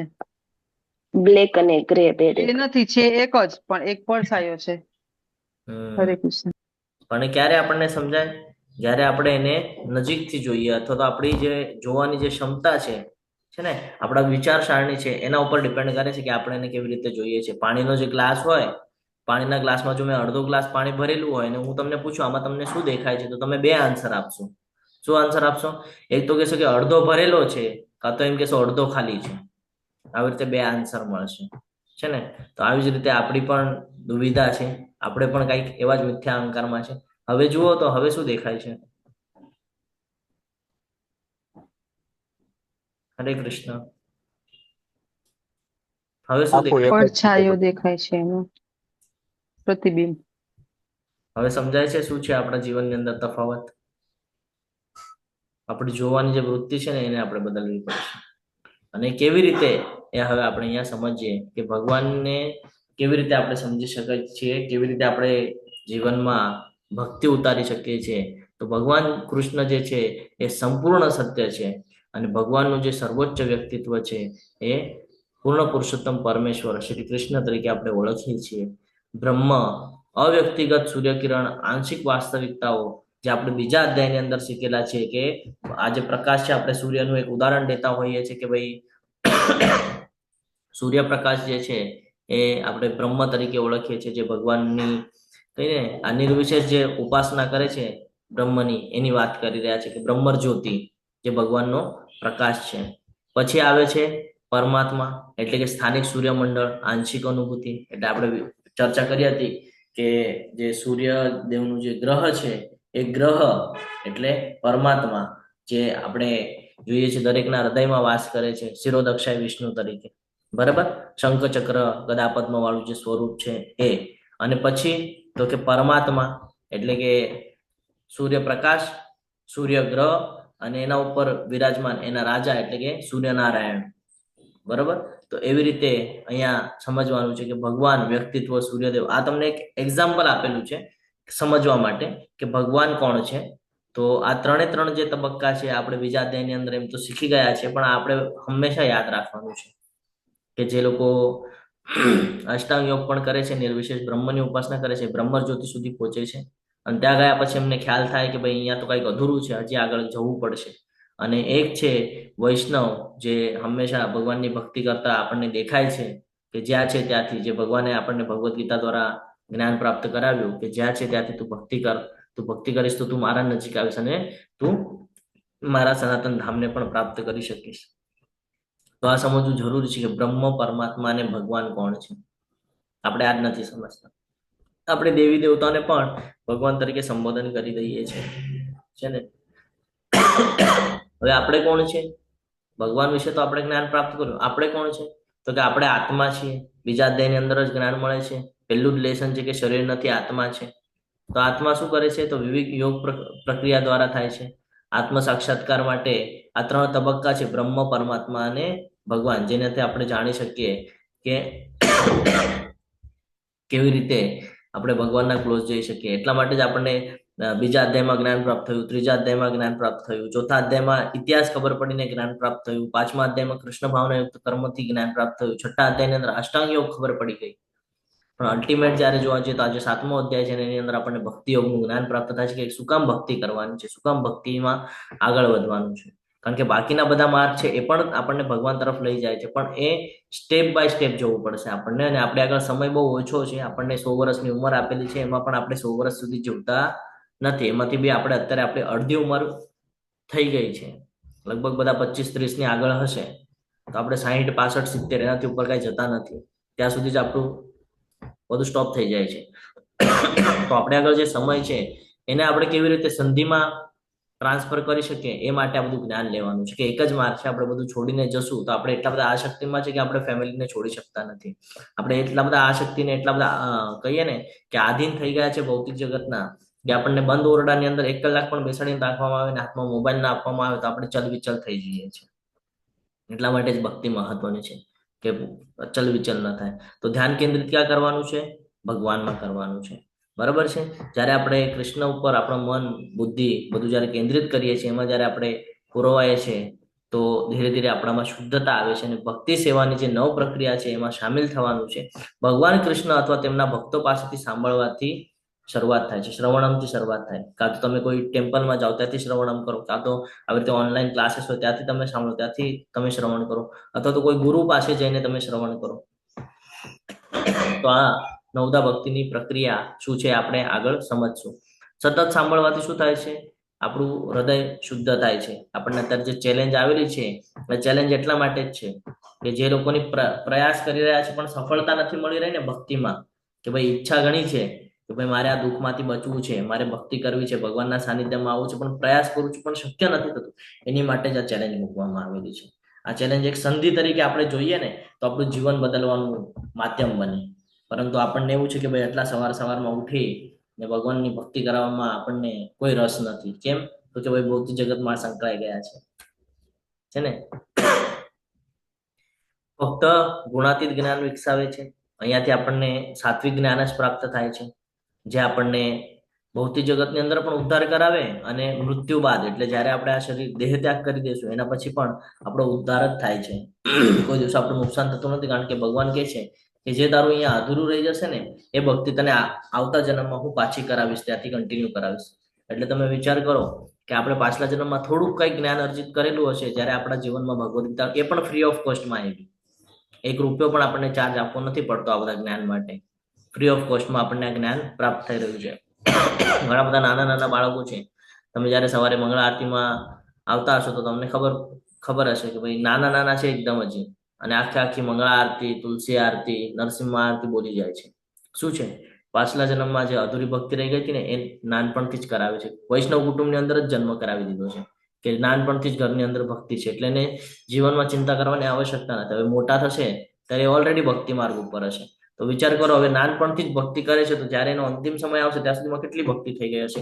હવે એનો ઉદ્ધાર થશે, આગળ જઈને કોઈ સારી યોની પ્રાપ્ત થશે, કોઈ સારા સ્થળે જશે, ત્યાં પણ પાછી ભગવાનની ભક્તિ. એટલે ચાન્સીસ છે કે ભાઈ ધીરે ધીરે કરીને આ દુઃખાલયમાંથી નીકળી જશે. અને આપણે તો કે ચાન્સ તો મળી રહ્યા છે પણ હજી પણ કન્ફ્યુઝન વાળી સ્થિતિમાં છે, કરીએ કે ના કરીએ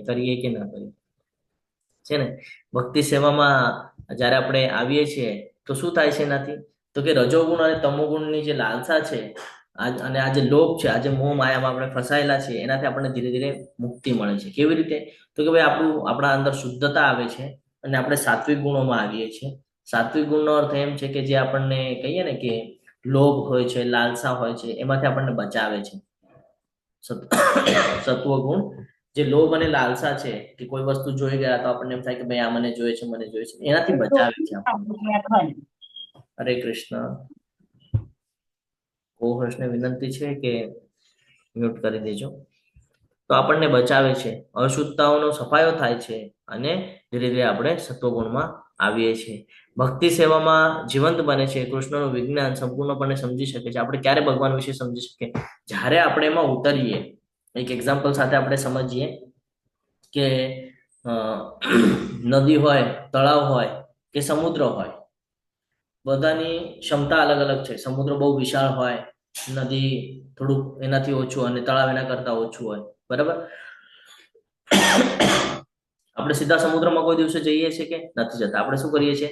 તળાવ અથવા નદીમાં પહેલા ટ્રાય મારીએ છીએ.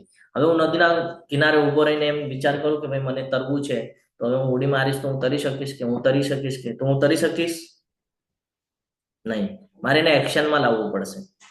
જ્યાં સુધી એમાં ઉતરીશ નહીં ત્યાં સુધી મને ખબર નહીં પડે. જો હું એમ વિચાર કરીશ કે ભાઈ ઊંડું હશે તો હું ડૂબી ગયો તો હું કોઈ દિવસે નહીં કરી શકું, કોઈ દિવસે નહીં.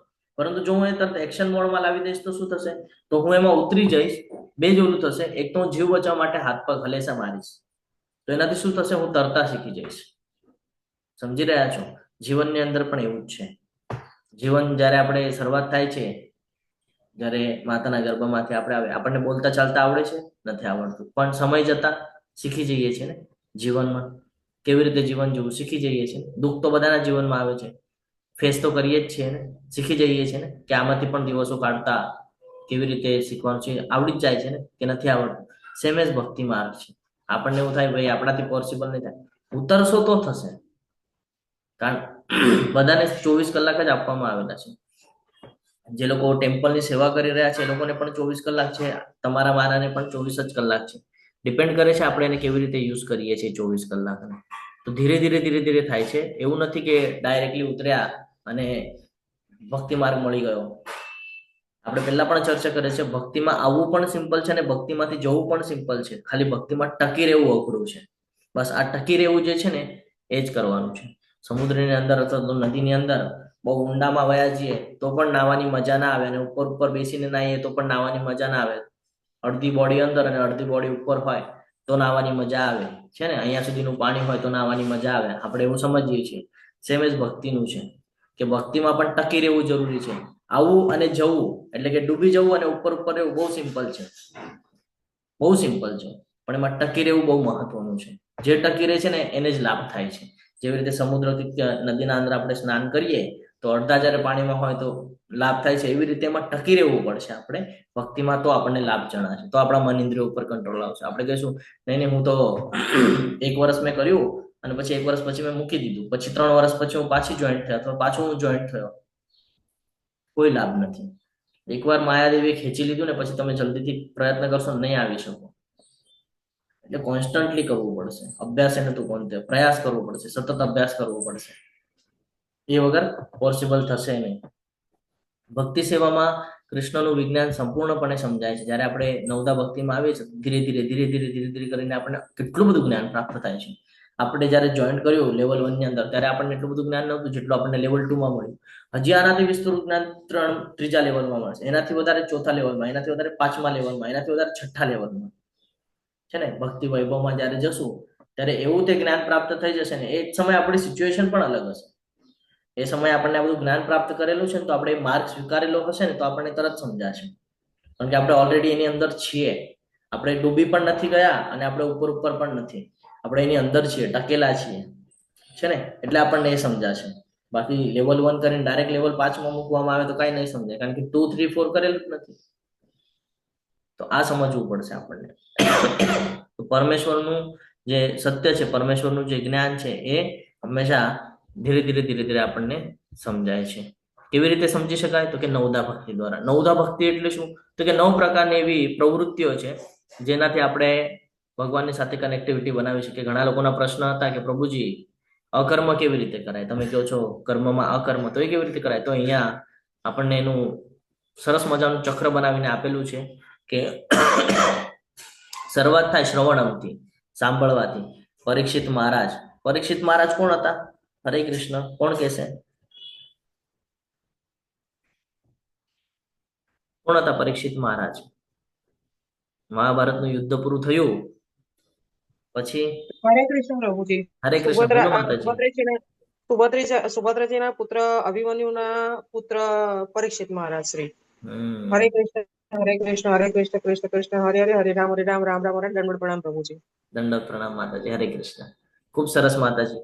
તો પરીક્ષિત મહારાજ એ દ્વાપર યુગના છેલ્લા રાજા હતા એમ સમજી શકીએ આપણે, કે જેમણે આ બધું જ્ઞાન આપણા સુધી પહોંચાડવામાં બહુ મહેનત લીધી. સુખદેવ ગોસ્વામી, આપણને ખબર છે કે જ્યારે પરીક્ષિત મહારાજની કથા આવે છે કે તમે ભાગવતમ વાંચો, ભાગવતમની અંદર ખૂબ સરસ મજાની કથા છે કે પરીક્ષિત મહારાજ એમને શ્રાપ મળી છે કે ભાઈ 7 દિવસમાં સર્પદંશથી મૃત્યુ થઈ જશે. તો આપણે જેવા હોય તો આપણે શું કરીએ? ભૌતિક જગત સાથે સંકળાયેલા સંસાધનોની અંદર આપણે વ્યસ્ત થઈ જઈએ. તરત સારું ખાઈ લઈએ, ફરી લઈએ, આને મળ, ઓલાને મળ, આની વાત કર, ઓલી વાત કર, ભોગવવાની પાછળ લાગ, આપણે એ કરીએ. એમને શું કરેલું ખબર છે? સત્યની શોધમાં લાગી ગયા હતા, સત્યના જ્ઞાનની શોધમાં. અને જઈને સુખદેવ ગોસ્વામી જ્યાં ભાગવતમ કરી રહ્યા હતા ને ત્યાં જઈને ભાગવતમનું શ્રવણ કરી રહ્યા હતા.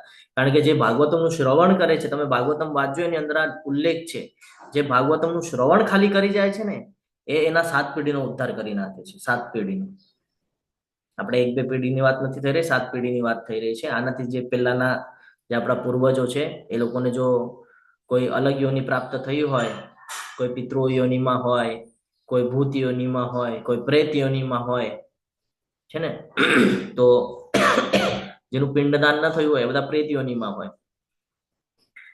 તો આ યોનિઓમાંથી એનો ઉદ્ધાર થાય અને એને આગળની ગતિ મળે. આગળની એટલે કોઈક ને કોઈક યોનિ પ્રાપ્ત થાય જેમાંથી એનું જીવન પસાર કરી શકે ને. તો આ બધા પણ આ લોકોની માટે પણ એક જગ્યા રાખવામાં આવેલી છે. એ જગ્યામાં આ લોકો ભટક્યા કરતા હોય અને આ લોકો ભટકે પછી શું થાય? ભટકે. કોના લીધે ભટકે? કારણ કે તમે એનું ક્રિયાક્રમ વ્યવસ્થિત રીતે નથી કર્યા ને એટલે ભટકે છે. તો જે પરીક્ષિત મહારાજ છે એ તરત સુખદેવ ગોસ્વામી પાસે જાય છે અને જ્ઞાન અર્જિત કરે છે કે ભાઈ કેવી રીતે મોક્ષ પ્રાપ્ત થાય. અને અંતિમ સમયમાં ભગવાનનું સ્મરણ થાય એ પ્રમાણે બેઠા છે. આપણને તો કેટલો ચાન્સ મળે છે પણ આપણે એક્સેપ્ટ જ કરતા નથી. કલયુગની અંદર જીવીએ છીએ ને. પ્રથમ તબક્કો છે ને, શરૂઆત થઈ ગઈ છે કલયુગની. અધર્મ વધી રહ્યો છે ધીરે ધીરે ધીરે ધીરે. તો સુખદેવ ગોસ્વામી શું કરતા હતા? કીર્તન કરતા હતા, ભાગવતમ કહેતા હતા. સુખદેવ ગોસ્વામીની કથા પણ આપણે જોઈ ગયા છે લેવલ 1 ની અંદર. જ્યારે આ જ ચાપ્ટર આવ્યું હતું, નવદા ભક્તિની વાત આવે છે ત્યારે આપણે એમની કથા જોઈ જઈએ છીએ. પછી તો કે સ્મરણ હંમેશા યાદ રાખવાનું છે. પ્રહલાદ મહારાજ આપણને ખબર છે ને, હંમેશા શું કરતા હતા? ભગવાનનું સ્મરણ કરતા હતા કન્ટિન્યુઅસ. પરિસ્થિતિ કેવી પણ આવે એની સાથે કેટલું કઈ કરવામાં આવેલું છે પણ છેવટ સુધી એ હાર ન માની અને છેવટ સુધી ભગવાનનું સ્મરણ કરતા હતા. ભક્ત પ્રહલાદ આપણને બધાને ખબર છે કે જેના લીધે ભગવાને નરસિંહ અવતાર ધારણ કર્યો. આપણે રોજ સવારે નરસિંહ આરતી કરીએ છીએ છે ને.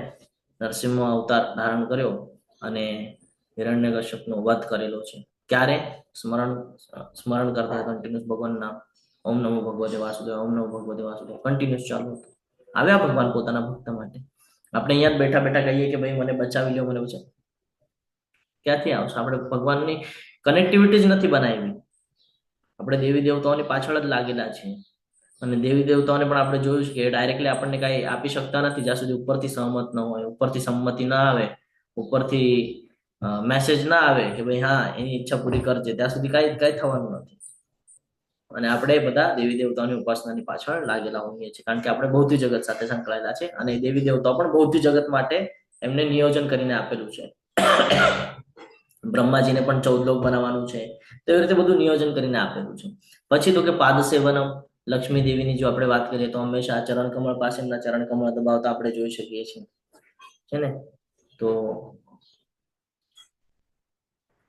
પાદ સેવનમ ખૂબ મહત્વનું છે. આપણને પણ જ્યારે સમય મળે ત્યારે આપણે ટેમ્પલની અંદર જઈને કોઈ પણ સેવા કરવાની હોય, કોઈને કોઈ સેવા ગ્રહણ કરી લેવાની તરત ત્યાં. પણ આપણને કેવી ઈચ્છા હોય કે ભાઈ નહીં, હું તો કુકિંગ આવડે છે તો હું તો કુકિંગની જ સેવા કરીશ. પછી ભલે બ્રાહ્મણ દીક્ષા ન થઈ હોય તો પણ હું તો કુકિંગ જ કરીશ. કોઈને એમ કે ભાઈ ચપ્પલ સ્ટેન્ડની સેવા છે કરો ને, તો આપણે અચકાઈએ કે ભાઈ મેં દીક્ષા લીધેલી છે અને હું શું કામ એ કરું? મને કોઈ બીજું કામ આપો, હું એ શું કામ ચપ્પલની સેવા કરું? પણ જે ભગવાનના ભક્તો હોય ને એને ખબર છે કે કોઈ પણ નાનામાં નાનું કરેલું કર્મ 2.40 તરત યાદ આવે એને. સ્વલ્પમપ્યસ્ય ધર્મસ્ય ત્રાયતે મહતો ભયાત. નાનામાં નાની સેવા પણ મોટામાં મોટું કામ કરી જાય છે. અને શરૂઆત ક્યાંથી થાય? તો કે નાની નાની સેવાઓથી જ શરૂઆત થાય. હંમેશા નીચેથી ઉપર જવાનું હોય, ઉપરથી ડાયરેક્ટ નીચે આવી જવાય. એટલે નીચેથી ઉપર જવાના સ્ટેજ સમજવા પડે. તો નાનામાં નાની સેવા પણ દિવ્ય સેવા છે. કારણ કેમ? તો કે ભાઈ ભગવાન સાથે કનેક્ટિવિટી છે. પછી ભલે ચપ્પલની સેવા હોય, ચપ્પલ સ્ટેન્ડની સેવા હોય, પણ શું કામ કરીએ છીએ? ભગવાન માટે. કોના આદેશથી કરીએ છીએ? તો કે જે ભગવાનના શુદ્ધ ભક્ત છે, ગુરુ મહારાજનો આદેશ છે. તો ભગવાનને તો પ્રિય જ છે પણ આપણે એ સમજી શકતા નથી. અર્ચનમ છે ને. અર્ચનમ એટલે ભગવાનનું જે આપણે રોજ સવારે આરતી ને બધું કરીએ છીએ એ. પછી વંદનમ, જ્યારે આપણે ટેમ્પલની અંદર જઈએ તો ભગવાનના ભક્તોને પણ આપણે પ્રણામ કરીએ છીએ. ભગવાનના વિગ્રહની સામે ઘણા બધા લોકોને જોયું છે જઈને સીધા વિગ્રહની સામે ઉભા રહી જાય અને સીધું ડાયરેક્ટ ફેસ ટુ ફેસ જોવાનો પ્રયત્ન કરે. સિસ્ટમ નથી. જ્યારે ભક્તિમાં આવે તો આપણને સિસ્ટમ ખબર પડે કે જતા જતા સૌથી પહેલા જેટલા પણ વૈષ્ણવ મળે છે એને વાંછા કલ્પતરુભ્યશ્ચ કૃપા સિંધુભ્યૈવ ચ પતિતાનાં પાવનેભ્યો વૈષ્ણવેભ્યો નમો નમઃ એ કરીને એને પ્રણામ કરવામાં આવે છે. પછી ગુરુ મહારાજ પાસે જાય છે, શીલા પ્રભુપાદજીને પ્રણામ કરવામાં આવે છે અને એના પછી વિગ્રહ તરફ આપણે આગળ જઈએ છીએ અને ચરણ કમળથી ઉપર તરફ આપણે જો નિહાળીએ છીએ ભગવાનને અને આનંદની અનુભૂતિ થાય છે આપણને. તો આ પદ્ધત છે. આ ક્યારે ખબર પડે આપણને? જ્યારે આપણે ભક્તિમાં આવીએ, ભક્તોના સંઘમાં આવીએ, ટેમ્પલમાં જઈએ, સેવા દઈએ, ત્યારે ખબર પડે કે ભાઈ આ પ્રોસેસ છે. પ્રોસેસ જ ના ખબર હોય આપણને. પછી જ્યારે આ બધી પ્રોસેસ ખબર પડે ત્યારે ધીરે ધીરે આપણે વંદન કરતા શીખીએ અને પછી દાસ્ય ભાવમાં આવીએ, દાસ બની જઈએ. જેમ હનુમાનજી ભગવાન શ્રી રામચંદ્રના દાસ હતા, હંમેશા શું કરતા? રામ રામ રામ રામ. ત્યારે આપણે પણ દાસ બની જઈએ, આપણે પણ શું કરીએ? આપણી જે ઓરિજિનલ કક્ષા છે એ કક્ષાની અંદર આપણે આવી જઈએ. જે મિથ્યા અહંકાર છે એનાથી આપણે કહીએ ને કે બચી જઈએ, એમાંથી આપણે છૂટી જઈએ મિથ્યા અહંકારમાંથી, અને આપણે પણ દાસ ભાવ સ્વીકારીએ. અને હું તો ભગવાનનો દાસ છું, અને હરે કૃષ્ણ કૃષ્ણ કૃષ્ણ હરે હરે, હરે રામ રામ રામ હરે હરે. આપણે પણ એ ગતિવિધિઓમાં આગળ વધીએ. અને પછી સાંખ્ય ભાવ, જ્યારે દાસ થઈ જઈએ કે પછી આપણને ખબર પડે કે આપણો અને ભગવાન વચ્ચેનો સંબંધ કેવો છે. ત્યારે ભગવાન મિત્રતા તરીકેનો વ્યવહાર આપણી સાથે કરે છે કે તારી સાથે કોઈ પણ સિચ્યુએશન આવશે તો હું તારી સાથે ઊભો છું. ક્યારે? જ્યારે આપણે આ બધી અલગ અલગ સેવાઓ કરીએ છીએ ને, ત્યારે કનેક્ટિવિટી બને છે ભગવાન સાથે. અને ત્યારે ભગવાન આપણને ફ્રેન્ડની જેમ ઉભા રહે છે. જેમ 5.29 ની અંદર ભગવાન કહે છે, હું તો બધા જીવોનો શુભેચ્છક, હિત કરતા શુભેચ્છક મિત્ર છું, બસ કોઈ મને માનતું નથી. બાકી હું તો બધાને મિત્ર તરીકે પણ રાખવા તૈયાર છું. સામેવાળો માને તો ખરો, માને તો હું બતાડું ને કે હું તારો મિત્ર છું. એને નથી માનવું તો હું કેવી રીતે બતાડું કે ભાઈ હું તારો મિત્ર છું? એટલે 5.29 ની અંદર ભગવાન ખૂબ સરસ રીતે આપણને જ્ઞાન આપે છે. તો જેમ અર્જુનજી આ બધું જ્ઞાન અર્જિત કરી રહ્યા છે, એમને વિરાટ સ્વરૂપના દર્શન થઈ રહ્યા છે, ચતુર્ભુજ સ્વરૂપ, દ્વિભુજ સ્વરૂપ, બધા સ્વરૂપના દર્શન થઈ રહ્યા છે, જે દેવી દેવતાઓ પણ જોવા માટે પ્રયાસ કરે છે પણ ચાન્સ મળતો નથી. એ એક અર્જુનજી જેવા શુદ્ધ ભક્ત તરત જ કરી રહ્યા છે. કેવી રીતે?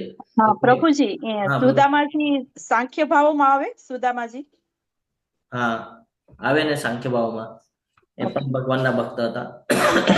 તો આપણે જોયું છે સુદામાજી, ખૂબ સરસ માતાજી. સુદામાજીની પણ આપણે જો કથા જોઈએ તો આપણને ખબર છે કે ભગવાન એની સેવા કરે છે. ભગવાન એના ચરણ કમળ ધોવે છે, એને જે જોવે છે એની પૂર્તિ કરે છે. ભગવાન આનાથી પહેલા કીધું છે કે તને જે જોઈએ છે એનું રક્ષણ પણ કરીશ અને તારી ઈચ્છાઓની પૂર્તિ પણ કરીશ. તો આ બધું ક્યારે થાય? જ્યાં સુધી આપણે માનશું નહીં ત્યાં સુધી આ બધું થવાનું નથી. પછી આત્મનિવેદનમ, બલિ મહારાજની કથા છે, સતયુગની કથા છે બલિ મહારાજ. તો આત્મનિવેદનમ, તો આ 9દા ભક્તિ છે, આ 9 પ્રકારની સ્ટેપ છે. આ દરેક સ્ટેપમાંથી આપણે જવાનો પ્રયાસ કરવો જોઈએ. આની શરૂઆત થાય છે શ્રવણમથી, સાંભળવાથી. સાંભળીએ, પછી કીર્તન કરીએ, પછી સ્મરણમ કરીએ, પછી પાદસેવનમ, પછી અર્ચનમ, પછી વંદનમ, પછી દાસ્યમ, પછી સાંગમ અને આત્મનિવેદનમ. તો આ 9 પ્રકારની ભક્તિ છે. ભક્તિ સેવાઓના 9 પ્રકાર છે. આ અલગ અલગ રીતે આપણે સંકળાવવું જોઈએ આપણા જીવનની અંદર. સવારે ઉઠ્યા, શ્રવણમ કરી લીધું આપણે, બરાબર, મંગળા આરતી સાંભળી લીધી. પછી કીર્તનમ, હરે કૃષ્ણ મહામંત્રના જપ. સ્મરણમ, જપમાં જ આવી જાય. બોલીએ એટલે કીર્તન પણ થાય, અને સાંભળે એટલે જપ બોલીએ એટલે સ્મરણ પણ થાય, યાદ કરીએ છીએ ભગવાનને. પાદસેવનમ, પછી આગળ આપણને ઘણી બધી ઓપોર્ચ્યુનિટી મળે છે દિવસભરમાં. ટેમ્પલના અંદર હોય તો કોઈને કોઈ સેવા પ્રાપ્ત થઈ જાય છે ને, એટલે ટેમ્પલમાં સેવા આપવી પણ જરૂરી છે. આપણને એવું થાય કે એક જ તો સન્ડે મળે છે આરામ કરવા માટે, સન્ડેના આરામ કરી લઈએ ને, જોશું પછી સાંજે ટાઈમ મળ્યો તો ટેમ્પલમાં જશું. ટેમ્પલમાં જઈએ તો ખબર પડે બહુ ગર્દી છે. સન્ડેના તો ગર્દી હોય ટેમ્પલમાં, તો કે ભાઈ બહુ ગર્દી છે તો એટલા ગર્દીમાં ન જવાય. તો એટલા ગર્દીમાં સેવા આપવાની ઈચ્છા ન થાય. બધા જોવે ને આપણી સામે કે ચપ્પલ સ્ટેન્ડની સેવા આવી ગઈ તો. પણ જે ભક્તો હોય ને એ હંમેશા ખુશી ખુશી જાય કે ભાઈ ત્યાં કોઈક ને કોઈક વૈષ્ણવ હશે અને એ વૈષ્ણવની સેવા કરવાની મને ઓપોર્ચ્યુનિટી મળશે. એ તક ગોતતા હોય કે ત્યાં જાઉં અને કોઈક ને કોઈક સેવા મળી જાય. એ લોકોને સેવામાં મહત્વ હોય. શેની સેવા મળે છે એમાં મહત્વ ન હોય. હું તમારી સાથે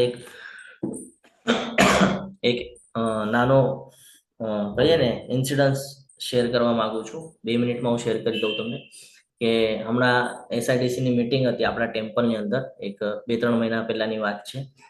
વિક્રમિક પ્રભુજી હતા અમારી સાથે ત્યાં. તો આઈ વિટનેસ તરીકે હું એમને અત્યારે મૂકું છું. તો ત્યાં અમને છે ને ટેમ્પલની અંદર માર્જનમની સેવા મળેલી. જ્યારે કે બ્રાહ્મણ દીક્ષા થઈ હોય ને તો જ મળે. તો અમને મળી ગઈ હતી. વિપિન વિલાસ પ્રભુજીના સાનિધ્યમાં હતા, થઈ ગયું પોસિબલ. એકચ્યુઅલી એ સેવા કરવાના હતા જીતેન્દ્રિય ગોપેશ પ્રભુજી અને વિક્રમી કૃષ્ણદાસ પ્રભુજી. એ લોકો એ સેવા કરવાના હતા. મને તો ખ્યાલ પણ નહોતો એ સેવાનો. પણ અંદરથી આપણી ઈચ્છા હોય ને કે ભાઈ હું સેવાના ભાવથી ત્યાં ગયો છું ને મને કોઈક ને કોઈક સેવા મળે, કોઈક ને કોઈક સેવા મળે. એવું જ્યારે કરીએ ને, ઘણી બધી સેવાઓ કરતા હતા અમે. બધી સેવાઓમાં અમે સહભાગ થતા હતા. જે પણ મળે, પ્રસાદીની સેવા હોય એમાં સહભાગી કરીએ, કોઈ બીજી સેવા હોય એમાં ઘણી બધી સેવાઓમાં અમે ઇન્ટરેસ્ટ લેતા હતા. તો ભગવાને જોયું કે ભાઈ આ પ્રયાસ કરી રહ્યા છે, કંઈક ને કંઈક મળે. તરત ખાલી નથી બેસવા દેવું, તરત મળી ગઈ સેવા. આખા ટેમ્પલમાં મસ્ત માર્જનમની સેવા મળી ગઈ, હું અને વિપિન વિલાસ પ્રભુજી, તમે કોઈ દિવસે પૂછજો, વિક્રમી કૃષ્ણ પ્રભુજીને પૂછજો, નહીં તો વિપિન વિલાસ પ્રભુજીને પૂછજો, કહેશે તમને કે બ્રાહ્મણ દીક્ષા નથી થઈ તો પણ સેવા મળી. આ કૃપા છે ભગવાન, કે તું માનીશ તો હું તને બતાડીશ કે છે, બાકી તારે નથી માનવું તો મને કોઈ જરૂરત નથી બતાડવાની. પણ આપણે માનશું, મનથી આપણે કહીશું કે ભાઈ ભગવાન મારી ઈચ્છા છે કોઈને કોઈ સેવા, તો કોઈને કોઈ સિચ્યુએશનમાં સેવા પ્રોવાઈડ કરાવી જ દે છે. તો આ બહુ મહત્વનું છે. મેં એટલા માટે તમારી સાથે શેર કર્યું કે અનુભવ શેર કરે ને તો ખબર પડે આપણને કે કેવી રીતે આનું રિઝલ્ટ મળતું હોય છે. ત્યારે આપણે ઈચ્છા વ્યક્ત કરીએ તો ત્યારે આપણે ચિંતા નથી કરવાની, ભગવાન ચિંતા કરે કે મારો ભક્ત મારી પાસે કેવી રીતે હજી નજીક આવી શકે. કૃષ્ણ વિશેના જ્ઞાનનું શું મહત્વ છે?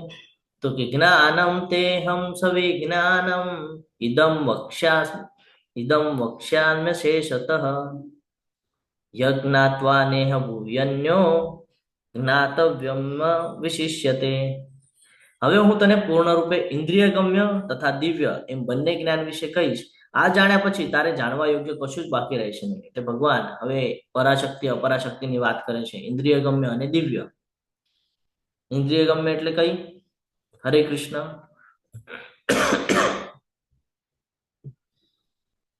હરે કૃષ્ણ. આજે ભૌતિક જગતની અંદર, આજે ભૌતિક જગત છે ને આખું, સમગ્ર ભૌતિક જગતનું વિશ્લેષણ હવે આપણને કરશે ભગવાન અહીંયા, જે અપરાશક્તિ છે, અને દિવ્ય એટલે ભગવાનની પરાશક્તિ. આ બંને શક્તિ વિશેનું જ્ઞાન હવે પ્રાપ્ત કરશે કે આધ્યાત્મિક જગત અને ભૌતિક જગત શું છે, આ ભગવાન કેવી રીતે હેન્ડલ કરે છે, ને એમાંથી આપણે કોણ છીએ, આપણો શું એમાં રોલ છે, એ હવે આપણને અહીંયા જ્ઞાન પ્રાપ્ત કરાવશે ભગવાન. તો શરૂઆત કરીએ કે જ્ઞાનનો વિષય શું છે? તો કે અસાધારણ ઇન્દ્રિયો દ્વારા પ્રાપ્ત અથવા સમજવામાં આવેલા જ્ઞાનને, બરાબર છે, શું સમજવાનું છે? તો કે પરમેશ્વરનું ગુણાતીત જ્ઞાન. અને આ જાણ્યા પછી બીજું કાંઈ જાણવાની કઈ જરૂરત રહેતી નથી, કારણ અહીંયા ક્લિયર કટ આપણને ખબર પડી જાય છે કે આ જે કાંઈ પણ છે સમગ્ર સૃષ્ટિની અંદર જે કાંઈ પણ દેખાય છે આ તો ભગવાનની એક શક્તિ છે, એના દ્વારા બધું ચાલી રહ્યું છે. આપણે અહીંયા નિમિત્ત માત્ર છે. આપણે એમ સમજીએ છીએ કે ભાઈ મારી માટે છે, તો આ જે મિથ્યા અહંકાર છે, આ મિથ્યા અહંકાર અહીંયા તૂટી જાય છે. વસ્તુઓને આપણી ઇન્દ્રિયોને દેખાતી હોય તેમ જોવી, કૃષ્ણથી વિખૂટા પડી ગયા છે આપણે બધા. ભાગવતમમાં આવે છે કે ભાઈ ભગવાન આ શક્તિ વિશેનું વર્ણન થઈ રહ્યું છે, જ્યારે આઈ થિંક ત્રીજા સ્કંદની અંદર છે, ત્રીજા સ્કંદની અંદર 7મા અધ્યાયની અંદર શ્લોક છે, એમાં વિસ્તૃતમાં વર્ણન છે કે ભાઈ કેવી રીતે આ જે પુરુષ અવતાર છે એનું વર્ણન એમાં કરવામાં આવેલું છે. તો કે દિવ્ય એટલે શું? તો કે ભાઈ આત્મા અને પરમાત્મા શું છે એને જાણવું એ દિવ્ય, કારણ એ દિવ્ય છે ને, કોઈ દિવસ એનો નાશ થવાનો નથી. આત્મા વિશેનું જ્ઞાન ઇન્દ્રિયો દ્વારા પ્રાપ્ત કરવામાં આવ્યું નથી. આત્મા દેખાય છે આપણને, નથી દેખાતી, પણ આપણને એક્સેપ્ટ કરવું પડે ને કે કોઈ પણ જીવ હોય, કોઈ પણ બોડી હોય, એ બોડીને વેલ્યુ ક્યાં સુધી છે? જ્યાં સુધી એની અંદર આત્મા છે, ચેતન તત્વ છે. ચેતન તત્વ શેના બેઝ પર હોય? તો કે આત્માના બેઝ પર. આત્મા ન હોય તો કે બોડી કઈ કામની નહીં, એ બોડી કઈ કામની નહીં. દેખાય છે આત્મા, કોઈ જોઈ છે અત્યાર સુધી? આત્માને જોયું કોઈ અત્યાર સુધી? હરે કૃષ્ણ. નથી જોયું ને, ઇન્દ્રિયો દ્વારા જોવાય છે? નથી જોવાતી, પણ છે ને, એક્સેપ્ટ કરવું પડશે, માનવું પડશે ને કે આત્મા છે, ત્યારે જ આપણે જીવન વ્યતીત કરી રહ્યા છે. તો ઇન્દ્રિયો દ્વારા પ્રાપ્ત કરવામાં આવતું નથી. વસ્તુ છે એમ છે, ઇન્દ્રિયો દ્વારા સમજવામાં આવે તે જરૂરી નથી. હા, ઉષા માતાજી બોલો. હરે કૃષ્ણ. હરે કૃષ્ણ પ્રભુજી. આ ડોંગરીજી મહારાજની કથામાં આવે છે ને આત્મા વિશે, કઈ વૈજ્ઞાનિકો હોય છે પણ આત્માનું કેટલું પ્રદર્શન કરે છે પણ આત્મા દેખાતો નથી, એમ એના વિશે કથા કંઈક મેં સાંભળેલી છે. કંઈક બહુ એવું આમ એ તો નહીં આવડતું પણ કંઈક એવી સાંભળેલી છે. હા, બરાબર છે માતાજી. હા, હરે કૃષ્ણ પ્રભુ. આત્મા જે છે એ દિવ્ય છે, એને ખાલી આપણે સમજી શકીએ છીએ, જોઈ શકતા નથી. આત્મા સમજી શકાય છે, જોઈ શકાતી નથી, કારણ કે દિવ્ય છે. ભગવાન માટેના કર્મ જેમ બધા આપણે કરીએ છીએ દિવ્ય છે. એને કોઈ દિવસે આપણે કહીએ ને કે હું તમને કેટલું પણ કહું કે ભગવાનની કેવી રીતે કૃપાઓ થાય છે, તમે સાંભળવા સારું લાગશે, પણ તમે એને એક્સેપ્ટ નહીં કરી શકો. કેમ? કારણ તમે જોયું નથી ને. પણ જેને જોયું હશે લાઈવ, જે સમય ત્યાં ઉપસ્થિત હશે અને જેને જોયું હશે એને માનશે. કેમ? ભાઈ અનુભૂતિ થઈ ને કે નહીં, હા મારી સામેની વાત છે, હા વિટનેસ. તો આ એવી રીતે જ છે કે આત્માને કોણ સમજી શકે? જેણે આ જ્ઞાન પ્રાપ્ત કરેલું છે એ સમજી શકે કે ભાઈ હા દેખાતી નથી પણ છે, કારણ આમાં લખેલું છે શાસ્ત્રમાં એ પ્રમાણેનું વર્ણન છે, શાસ્ત્રમાં વર્ણન છે એ પ્રમાણેનું જીવન વ્યતીત થઈ રહ્યું છે, તો છે કે ભાઈ એમાં લખેલું છે કે આત્મા છે ત્યાં સુધી જ બોડીને મહત્વ છે, આત્મા નીકળી જાય એટલે મહત્વ નથી. તો આપણે જોઈ રહ્યા છે કે ભાઈ હા બોડીમાં કઈક હલનચલન નથી થતું એટલે બોડી કઈ કામની નથી. કઈક તો એવી શક્તિ હતી અંદર જેના લીધે બોડી હલનચલન કરતી હતી, બોલતી હતી, સમજતી હતી, કર્મ કરતી હતી, કઈક તો એવી શક્તિ હતી. તો બસ આજ ભગવાન સમજાવે છે કે આ શક્તિ પણ મારી જ છે, અમારી પરાશક્તિ છે, આ બહુ ચડિયાતી શક્તિ છે કે છે, આ જે શક્તિ છે બહુ ચડિયાતી છે, આગળ કહે છે ભગવાન આપણને. તો બંનેનું નિયંત્રણ કોણ કરે છે? ભગવાન કૃષ્ણ કરે છે. આપણને એવું થાય કે ભાઈ આ તો આપણી માટે જ છે, આપણા બેઝ પર ચાલી રહ્યું છે, જન્મ તો મનુષ્યના લીધે જ મળે છે, ભગવાનના ઈચ્છા સિવાય અહીંયા કાંઈ જ થતું નથી. ભગવાન શ્રી કૃષ્ણની અર્જુનને યોગ્યતા વિશેની સમજણ 4.3 માં આપેલી છે અને એવી રીતે 9.1 માં પણ આપે છે, કારણ કે અર્જુનજી છે એ એના શુદ્ધ ભક્ત છે અને મિત્ર પણ છે. જ્યારે 4થા અધ્યાયમાં હિસ્ટ્રી કે છે ત્યારે ભગવાન કહે છે હું તને આ જ્ઞાન આપું છું કારણ કે તું મારો બહુ શુદ્ધ ભક્ત અને તું મારો મિત્ર છે એટલે. બરાબર. તમામ કારણનું કારણ કોણ છે? ભગવાન શ્રી કૃષ્ણ. જ્યારે બ્રહ્મ સંહિતા આપણે સાંભળીએ તો એમાં આવે છે ઈશ્વર પરમ કૃષ્ણ સચ્ચિત આનંદ વિગ્રહ અનાદિર આદિર ગોવિંદમ સર્વ કારણ કારણ છે ને, બધા કારણોના કારણ કોણ છે? ભગવાન શ્રી કૃષ્ણ. એવી જ રીતે ભાગવતમ આપણે વાંચીએ તો ભાગવતમની અંદર પણ આવે છે, પહેલા સ્કંદની અંદર આવે છે, 3જા અધ્યાયની અંદર શ્લોક છે એતે ચાંસ કલા પુંસ કૃષ્ણસ્તુ ભગવાન સ્વયં, કે બાકી બધા ભગવાનના અંશ અને કલા છે, પણ મૂળ જ્યારે જોવા જઈએ તો મૂળ કોણ છે? સ્ત્રોત કોણ છે? કૃષ્ણ છે. તો બધા જ્ઞાનના સ્ત્રોત પણ કોણ છે? ભગવાન શ્રી કૃષ્ણ છે. એટલે તમામ યોગ પ્રક્રિયા માટે ઉદ્દેશ કોણ હોવા જોઈએ? કૃષ્ણ હોવા જોઈએ. જ્યારે આપણે કૃષ્ણને સમજી જશું તો બીજું કઈ સમજવાની આવશ્યકતા રહેતી નથી, કારણ કે બધું ક્યાંથી આવે છે? ત્યાંથી જ આવે છે. તો જે મેન છે, જે મૂળ છે, એ મૂળને જ જો આપણે સમજી જઈએ અને મૂળને જ જો પાણી નાખશું તો એ શાખાઓ સુધી એની મેળે પહોંચી જાય છે. એટલે હંમેશા આપણે એ જોવાનું હોય કે મહત્વનું શું છે, આપણે એ જ સમજવાનું હોય. કારણ કે આ નાનું નાનું આપણે જો અત્યારે આપણે ચર્ચા કરી, જ્યારે ક્લાસ શરૂઆત કર્યા ને ત્યારે જ આપણે ચર્ચા કરી કે આ બધા શાસ્ત્રને શું કામ વાંચવાના છે? તો ભક્તિનું મહત્વ ખબર પડે, કે શાસ્ત્રો વાંચે તો ખબર પડે ભાઈ કંઈક તો પ્રાપ્ત કરવા માટે પ્રયત્ન ચાલી રહ્યા છે, કર્મયોગ સુધારી રહ્યા છે, શું કામ? કંઈક તો જોઈએ છે. ધ્યાન યોગ કરી રહ્યા છે, શું કામ? કંઈક તો જોઈએ છે. જ્ઞાન યોગ કરી રહ્યા છે, શું કામ? જ્ઞાન લે છે, કંઈક તો જોઈએ છે ને. હઠ યોગ કરી રહ્યા છે, શું કામ? કંઈક તો અપેક્ષા છે. અષ્ટાંગ યોગ કરી રહ્યા છે, શું કામ? કંઈક તો જોઈએ છે. આ બધાનો અલ્ટિમેટ ગોલ છે ભગવત પ્રાપ્તિ. અને સેમ એઝ ભગવદ્ ગીતામાં આપણને જ્ઞાન પ્રાપ્ત થશે, ભક્તિ કર તો ભગવત પ્રાપ્તિ થશે. એટલા માટે આપણે સમજવું પડશે. હમણાં આપણે સ્ટાર્ટિંગમાં ચર્ચા કરી ગરુડ પુરાણ વાંચવું, સમજવા કીધું, શું કામ? તો ભાઈ ગરુડ પુરાણ વાંચે તો ખબર પડે કે જે ભગવદ્ ગીતામાં લખ્યું છે 100% સાચું છે, કે ભાઈ આત્માનું જર્ની નિશ્ચિત છે, જેમ કપડા બદલે છે એમ આત્મા શરીર બદલે છે, અલગ અલગ યોનિઓ પ્રાપ્ત થાય છે, શેના બેઝ પર થાય છે? તો ગરુડ પુરાણ વાંચે તો ખબર પડે કે ભાઈ ભગવદ્ ગીતાનું શું મહત્વ છે. એટલે તો ભગવદ્ ગીતાને રાજા શું કામ કીધો છે? રાજ વિદ્યા કીધો છે ને, વિદ્યાઓનો રાજા શું કામ કીધો છે? એટલે જ કીધું છે ભગવદ્ ગીતા, કે ભગવદ્ ગીતાના 700 શ્લોક છે ને, તમે કોઈ પણ વેદ પુરાણ ઉપાડી લ્યો, એનું જે અંતિમ ધ્યેય હશે ને એ તમને આ ભગવદ્ ગીતામાં મળી જશે. કે ભગવદ્ ગીતામાં 100% લખેલું જ છે. એટલા માટે એને રાજા કીધું છે કે તમે બાકીના શાસ્ત્રો વાંચવા જરૂર, એવું નથી કે નથી વાંચવા જરૂર. શું કામ? તો કે ભાઈ ભગવદ્ ગીતા સમજમાં આવશે કે શું મહત્વ છે ભગવદ્ ગીતાનું. એટલા માટે વાંચવાનું છે. ભગવાન અહીંયા ખૂબ સરસ રીતે હવે જ્ઞાન આપી રહ્યા છે કે ભગવત સાક્ષાત્કાર વિજ્ઞાનની દુર્લભતા શું છે, આપણે કેમ સમજી શકતા નથી, કેમ કોઈ પ્રયાસ કરીને ભગવાન સુધી પહોંચી શકતા નથી. તો ભગવાન અહીંયા કહે છે કે મનુષ્યાનામ સહસ્ત્રેષુ કશ્ચિદ તત્તતિ સિદ્ધયે યતતા અપી સિદ્ધાનામ કશ્ચિન માવેતિ તત્વતઃ, કે હજારો મનુષ્યમાંથી કોઈ એક સિદ્ધિ પામવા માટે પ્રયત્ન કરે છે અને આ પ્રમાણે સિદ્ધિ પ્રાપ્ત કરનારામાંથી ભાગ્યે જ કોઈ એક મને વાસ્તવમાં જાણે છે. કે હજારો લોકો હોય એમાંથી કોઈ એક જ સિદ્ધિ પામવા માટે પ્રયત્ન કરે, કોઈ એક જ છે જે સમજી શકે. ઘણા બધા લોકો પ્રયાસ કરે છે ભક્તિ માર્ગ ઉપર, પણ બધા સક્સેસ થાય છે કે નથી થતા.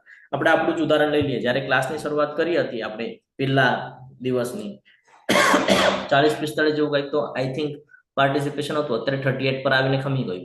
શું કામ? તો કે બધા નથી પ્રયાસ કરી શકતા. જો 39 થઈ ગયું, બધા પ્રયાસ નથી કરી શકતા, અમુક જ લોકો કરે છે. અને આમાંથી પણ ભાગ્યે જ કોઈ વાસ્તવમાં જાણી શકે છે.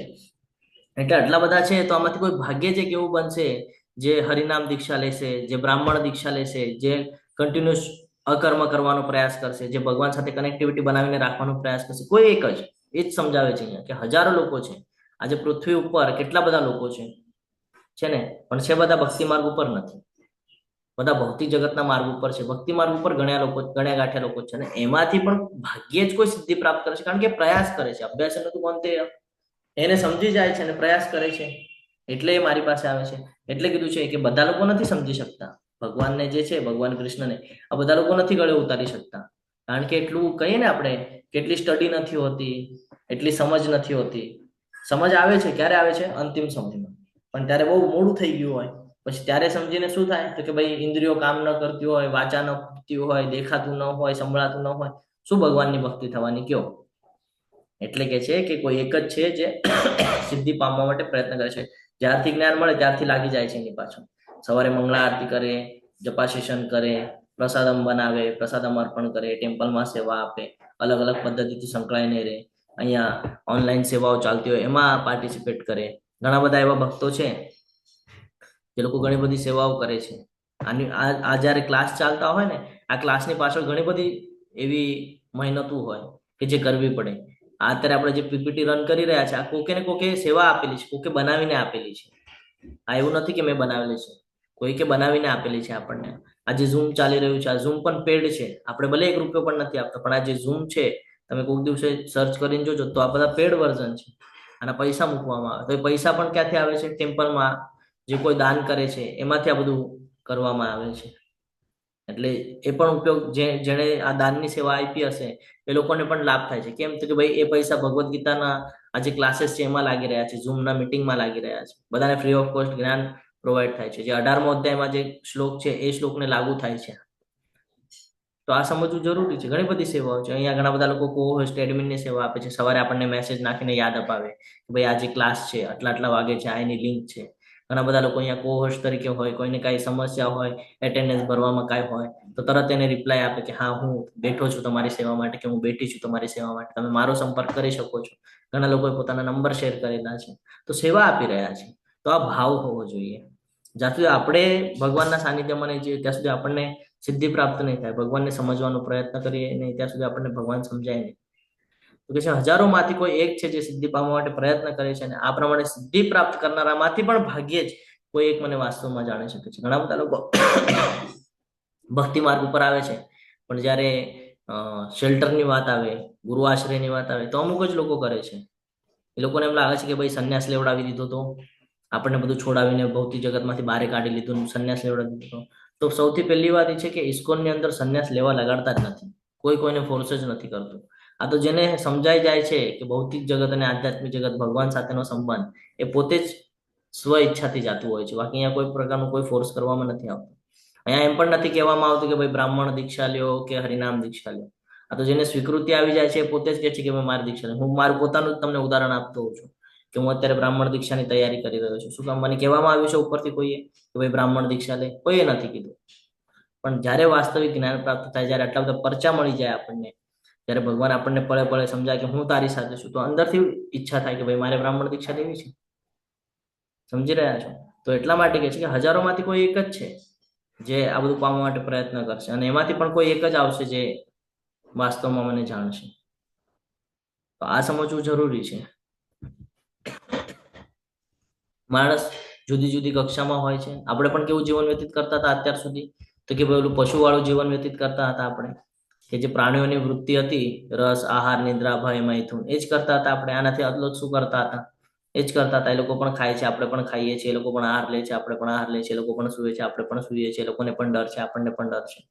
એ લોકો પણ બાળકો કરે છે, આપણે પણ બાળકો કરીએ છીએ, છે ને? તો આપણે પણ એ જ કરીએ છીએ. ચેન્જ શું હતું આપણામાં? સેમ જ હતું. પણ એમાંથી ઘણા લોકોને આ ભગવદ્ ગીતા મળી, જ્ઞાન ઉતર્યું તો ખબર પડી ગુણાતીત જ્ઞાન એટલે કે આત્મા અને પરમાત્મા એનો સંબંધ શું છે, આ શરીરનો સંબંધ શું છે, આ પૂર્ણ સત્યતા શું છે એ ખબર પડી એને. એનાથી શું કર્યું એને? તે કૃષ્ણ ભગવાનને સમજવાનો પ્રયત્ન કર્યો કે સંપૂર્ણ સત્ય, સર્વ કારણ, બધા કારણોનું કારણ કોણ છે? ભગવાનનું સર્વોચ્ચ વ્યક્તિત્વ છે ને? જે ષડ ઐશ્વર્ય, 6 ઐશ્વર્યની આપણે વાત કરી બીજા અધ્યાયની અંદર જ. હરે કૃષ્ણ.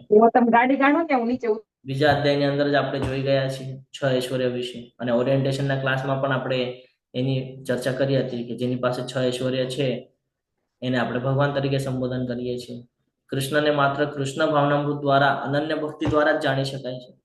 તમે અલગ અલગ પદ્ધતિ કરશો તો સ્ટેપ બાય સ્ટેપ જવા જશો તો પોસિબિલિટી બહુ ઓછી છે, પણ તમે જો ભક્તિ માર્ગ જ્યાં છો ત્યાંથી ભક્તિ માર્ગ પર આવી જશો તો તમને ફટાફટ રિઝલ્ટ મળશે. ડિપેન્ડ છે તમે કેટલું એને સિરિયસલી લ્યો છો. ભક્તિની પ્રક્રિયા અવ્યક્તવાદીઓ દ્વારા જાહેર કરવામાં આવેલી અભ્યાસ માટે સરળ નથી છે ને. એ લોકો નથી સમજી શકતા. એ લોકો માટે એવું લાગે છે કે ભાઈ ભક્તિ માર્ગ કઈ યોગ્ય નથી, કારણ કે એ લોકોને એવું લાગે છે કે ભાઈ એમાં સંકળાઈ જાય તો, ભક્તિમાં જો આવશે અને પાછા ભૌતિક જગતમાં સંકળાઈ જશે તો, એટલે ભક્તિ માર્ગને એ લોકો મહત્વ દેતા નથી. અવ્યક્તવાદીઓ જે લોકો નિર્વિશેષ બ્રહ્મની ઉપાસના કરે છે એ લોકો, જ્યારે કે એ લોકોના જે ગુરુ છે એ લોકોએ જ કીધું છે કે કૃષ્ણ પરમાત્મા છે, તે પછી પણ એ લોકો નથી સમજી શકતા. જ્યારે કે આપણને શોર્ટકટ આપેલો છે કે ભક્તિ કરીને તમે ભગવાનના સાનિધ્યમાં જઈ શકો છો, પણ એ સમજી શકતા નથી. એ માર્ગનું અનુકરણ કરતા નથી. અધ્યાય 1 થી 6 ની અંદર આપણને આ જ જ્ઞાન પ્રાપ્ત થયું છે કે આપણે કોણ છીએ, ભગવાન કોણ છે, અને અનુભૂતિ પ્રક્રિયાને સમજવી, ભગવાનની આ જે બધી શક્તિઓ છે, પરાશક્તિ અપરાશક્તિ, એને સમજવી, આત્મા અને પદાર્થ વચ્ચેનો તફાવત, એટલે કે આપણું આ જે પંચતત્વ છે એની અને આત્મા વચ્ચેનો તફાવત, કે આ બંને જુદા જુદા છે, રહે છે એક સાથે. શરીરની અંદર આત્મા વાસ કરે છે. આપણે ક્ષેત્રજ્ઞ વિભાગ યોગ જોયો છે ને લેવલ 1 ની અંદર. હવે આપણે લેવલ 2 માં પણ આગળ ભણશું તો એના ઉપરથી આપણને જ્ઞાનયોગ ખબર પડે છે. જ્ઞાનયોગ કોણ કરે? તો કે જે નિર્વિશેષ બ્રહ્મની ઉપાસના કરે એ આ બધું જ્ઞાન અર્જિત કરે. શેની માટે અર્જિત કરે? તો કે ભાઈ ધ્યાન કરવા. કોનું ધ્યાન કરવા? તો કે ભાઈ પરમાત્માનું ધ્યાન કરવા, છે ને. તો આવી રીતે અલગ અલગ પ્રક્રિયા છે, યોગ પદ્ધતિઓ છે. કર્મયોગ, વૈરાગ્ય આવે અને જ્ઞાન આવે એટલે જ્ઞાન યોગ, જ્ઞાનમાં વૈરાગ્ય એડ થાય એટલે ધ્યાન યોગ, ધ્યાનમાં પછી જે ભૌતિક પ્રકૃતિની અંદર રહીને જે ક્રિયાઓ કરવાની હોય છે ભગવત પ્રાપ્તિ માટે એ કરે એટલે ધ્યાન કરે એટલે શું થાય કે ભાઈ અષ્ટાંગ યોગ તરફ આગળ વધે. અને અષ્ટાંગ યોગ કરે પછી નિર્વિશેષ બ્રહ્મની ઉપાસના થાય. બ્રહ્મની ઉપાસના થાય ત્યારે બ્રહ્મ જ્યોતિ સુધી જવાનો આપણને અવસર મળે. બ્રહ્મ જ્યોતિમાં જાય ત્યારે ખબર પડે કે ભાઈ અહીંયા તો ભગવાનનું તેજ જ છે, અહીંયા તો ખાલી ભૌતિક જગત જે છે એનાથી આપણે ઉપર આવે, પણ હજી ભગવાનના ધામમાં જવા માટે તો હજી ભગવાનની ઓફિસ છે. ભગવાનના ઓફિસને ક્રોસ કરીને પછી ઉપર ભગવાનનું ગોલોક વૃંદાવન છે. પહેલા વૈકુંઠ જવું પડશે, પછી ગોલોક વૃંદાવન જવું પડશે. તો ત્યાં આવીને પાછું પસ્તાય પછી કે હવે પાછી ભક્તિ કરવી પડશે. અને ઓલા જે ભક્ત હોય એની સાથે જ હોય, બંને ભેગા જ હતા જમીન ઉપર, પૃથ્વી ઉપર, પણ એક હતો ભક્તિ માર્ગ ઉપર. એને ખબર પડે કે ભાઈ હા હું તો પહોંચી ગયો ભગવાનના ધામમાં અનન્ય ભક્તિ કરીને. આ ફરક છે. આપણને એવું લાગે કે તમે એવું કહેશો પ્રભુ તમે શેના બેસ પર કહો છો? શાસ્ત્રના બેસ પર. આ 100% આ ભગવાન દ્વારા બોલાવવામાં આવેલી છે. આ તમારે મારી જેમ કોઈ બોલેલી નથી. આ ભગવાને અર્જુનને આપેલો બોધ છે, ભગવાનના મુખમાંથી નીકળી છે. એટલે તો એને ભગવદ્ ગીતા કીધું છે. ગીતા એટલે ગાયન અને ભગવત એટલે ભગવાન દ્વારા ગાવામાં આવેલું ગીત એટલે ભગવદ્ ગીતા. વૈદિક સાહિત્ય શું કામ આપણને જરૂરી છે? તો કે સત્ય જાણવા માટે, કૃષ્ણની પ્રત્યે આપણને ભક્તિભાવ જાગૃત થવા માટે. ભક્તિ સેવાની પ્રક્રિયા છે જે નવદા ભક્તિ આપણે હમણાં જોઈ ગયા. એ શું કામ? તો કે ભક્તિ રસામૃત સિંધુ છે, નારદ પંચરત્ર છે, પુરાણો છે, ઉપનિષદ છે, આ બધું શું કામ વાંચવાનું છે? આપણે હમણાં જ ચર્ચા કરી ગયા થોડી વાર પહેલા. શું કામ વાંચવાનું છે આ બધું? જયારે વાંચું તો આપણને ખબર પડશે કે ભગવદ્ ગીતાનું મહત્વ શું છે, ભક્તિનું મહત્વ શું છે. ગરુડ પુરાણ વાંચ્યું નહીં હોય તમે ખાલી ભગવદ્ ગીતા વાંચશો તો તમે કહેશો અરે ભગવદ્ ગીતામાં લખ્યું છે ને, બીજે ક્યાં લખેલું છે? આવું ક્યાં જ્ઞાન લખેલું છે આવું? તો હું એક્સેપ્ટ કરું. પણ પછી તમે જયારે કોઈ દેહ ત્યાગ થઈ જાય અને ત્યાં તમને બોલાવવામાં આવે, ત્યાં કથા ચાલતી હોય ને ત્યાં ગરુડ પુરાણ તમે સાંભળતા હો તો તમે સાંભળો ત્યાં નહીં, અરે આ તો ભગવદ્ ગીતામાં પણ કીધેલું આત્માની જર્ની છે ને પછી આ બધું તો કીધેલું, હા અલગ અલગ યોનિઓ પ્રાપ્ત થાય છે, હા કીધેલું, ત્યારે ક્લિક થાય. બધા શાસ્ત્ર એટલા માટે વાંચવાના છે કે એનાથી આપણને ક્લિયરન્સ આવે કે શું કરવાનું યોગ્ય છે ને શું કરવા નથી યોગ્ય. અને ભગવદ્ ગીતા આ રાજા છે એટલે ભગવદ્ ગીતાને જીવનમાં ઉતારશો તો આ બધાને ફોલો કરવાની જરૂરત નથી. બાકીના શાસ્ત્રો છે એને ફોલો કરવાની આવશ્યકતા નહીં પડે જો તમે ભક્તિ માર્ગમાં હશો ને ભગવદ્ ગીતા જીવનમાં ઉતારી લેશે. તેના વગરની ભક્તિ ફક્ત સમાજમાં ખલેલ પહોંચાડી શકે છે. બીજા પોઈન્ટ તરફ આપણે આગળ વધીએ. સોરી હું તમારો વધારે સમય લઉં છું, પણ સમજવું જરૂરી છે આ બધું. આપણે હજી 2-4 શ્લોક લઈએ અને પછી કન્ક્લુડ કરશું. કૃષ્ણની શક્તિઓ છે પરાશક્તિ અપરાશક્તિ. પરાશક્તિ એટલે જીવ, જે જીવ છે એ પરાશક્તિ ઘણી ચડિયાતી છે, અને અપરાશક્તિ એટલે આજે અહીંયા બતાડે છે આ અપરાશક્તિ છે. પૃથ્વી, જળ, અગ્નિ, વાયુ, આકાશ, મન, બુદ્ધિ તથા અહંકાર આ 8 ભગવાનની વિભિન્ન શક્તિઓ છે. કેટલી શક્તિઓ છે? 8 શક્તિઓ આજે બતાડી છે. આ વિભિન્ન શક્તિઓ છે. અહીંયા આપણને આ સમજવું પડશે કે આ બધી કેવી શક્તિઓ છે? કેવી શક્તિઓ છે આ બધી? હરે કૃષ્ણ. પરાશક્તિ છે, અપરાશક્તિ છે, કઈ શક્તિ છે? અપરાશક્તિ. આપણે એ જ સમજવાનું છે હવે કે કેવી રીતે આને સમજી શકાય. તો જ્યારે સર્જન કરવું હતું, ભાગવતમમાં ઉલ્લેખ છે, જ્યારે આ સૃષ્ટિનું સર્જન કરવું હતું તો કયા એવા પુરુષ અવતાર લેવામાં આવ્યા? કોણ કહેશે? હરે કૃષ્ણ. પ્રભુજી 3 અવતાર. હા બોલો, કયા કયા? પુરોદક્ષાય વિષ્ણુ, કારણોદક્ષાય વિષ્ણુ અને ગર્ભોદક્ષાય વિષ્ણુ. અને આવી રીતે યાદ રાખવાનું છે, સ્ટેપ બાય સ્ટેપ યાદ રાખવાનું છે કે સૌથી પહેલા મહાવિષ્ણુ, જેને કર્ણોદક્ષાય વિષ્ણુ કહેવામાં આવે છે. કર્ણોદક્ષાય વિષ્ણુ એ શ્વાસ વિસ્તાર કહેવાય છે. જે 3 વિષ્ણુ આવે છે એમાં પ્રથમ જે વિસ્તાર છે એને આપણે મહાવિષ્ણુ એટલે કે કર્ણોદક્ષાય વિષ્ણુ તરીકે સંબોધન કરે છે. સંપૂર્ણ ભૌતિક શક્તિ એટલે કે જે મહત તત્વ છે એને ઉત્પન્ન કરવા માટે કર્ણોદક્ષાય વિષ્ણુની જરૂર પડે છે. એમના રૂપકૂપોમાંથી ગર્ભોદક્ષાય વિષ્ણુ આવે છે. ગર્ભોદક્ષાય વિષ્ણુ જે છે એ સમગ્ર બ્રહ્માંડની અંદર પ્રવેશ કરે છે. આપણે જોયું છે જ્યારે રૂપકૂપોમાંથી જ્યારે નીકળે છે તો ગોળા નીકળે છે, બરાબર ને? દરેક ગોળાની અંદર આપણને કોણ દેખાય છે? ગર્ભોદક્ષાય વિષ્ણુ દેખાય છે ને? એનાથી શું થાય છે ગર્ભોદક્ષાય વિષ્ણુથી? તો કે ભાઈ દરેક બ્રહ્માંડની અંદર આવે અને પછી એના અંદર વૈવિધ્યોને ઉત્પન્ન કરે છે કે આ જે બધું સ્ટ્રક્ચર છે બ્રહ્માજીનું જન્મ કરવો, પછી બ્રહ્માજીને બધું જ્ઞાન આપવું, 14 લોકનું નિર્માણ કરાવી લેવું એમની પાસે, છે ને? આ બધું એમનું કામ છે. હવે આ બધું નિર્માણ તો થઈ જાય છે, પછી તો કે ભાઈ આ લોકો ઉપર હવે વોચ પણ રાખવો જરૂરી છે. તો કે કોણ ધ્યાન રાખશે? તો કે ભાઈ શિરોદક્ષાય વિષ્ણુ. તરત શિરોદક્ષાય વિષ્ણુને બ્રહ્માંડના સર્વવ્યાપક પરમાત્મા રૂપે વ્યાપ્ત કરવામાં આવે છે. તો ભાઈ કોઈ તો આઈ વિટનેસ જોઈએ ને, આપણે જે કાંઈ પણ કર્મ કરીએ છીએ આઈ વિટનેસ, તો કે આઈ વિટનેસ તરીકે શિરોદક્ષાય વિષ્ણુને એની માટે નિમણૂક કરવામાં આવેલી છે.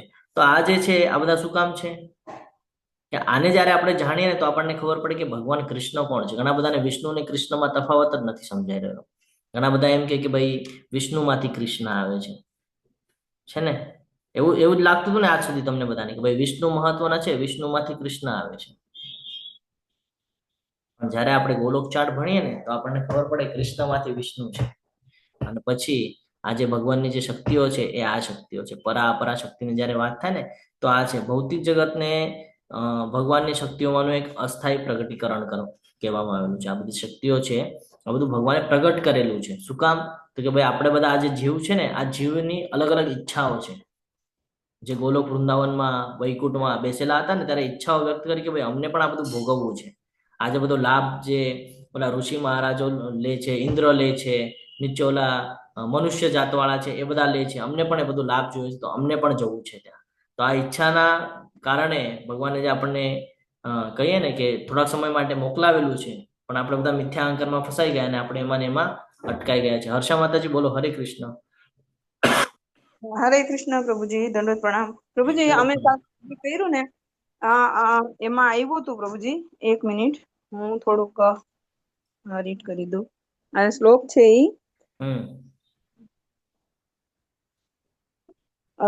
વિદુરજી છે ને પ્રશ્ન પૂછે છે અને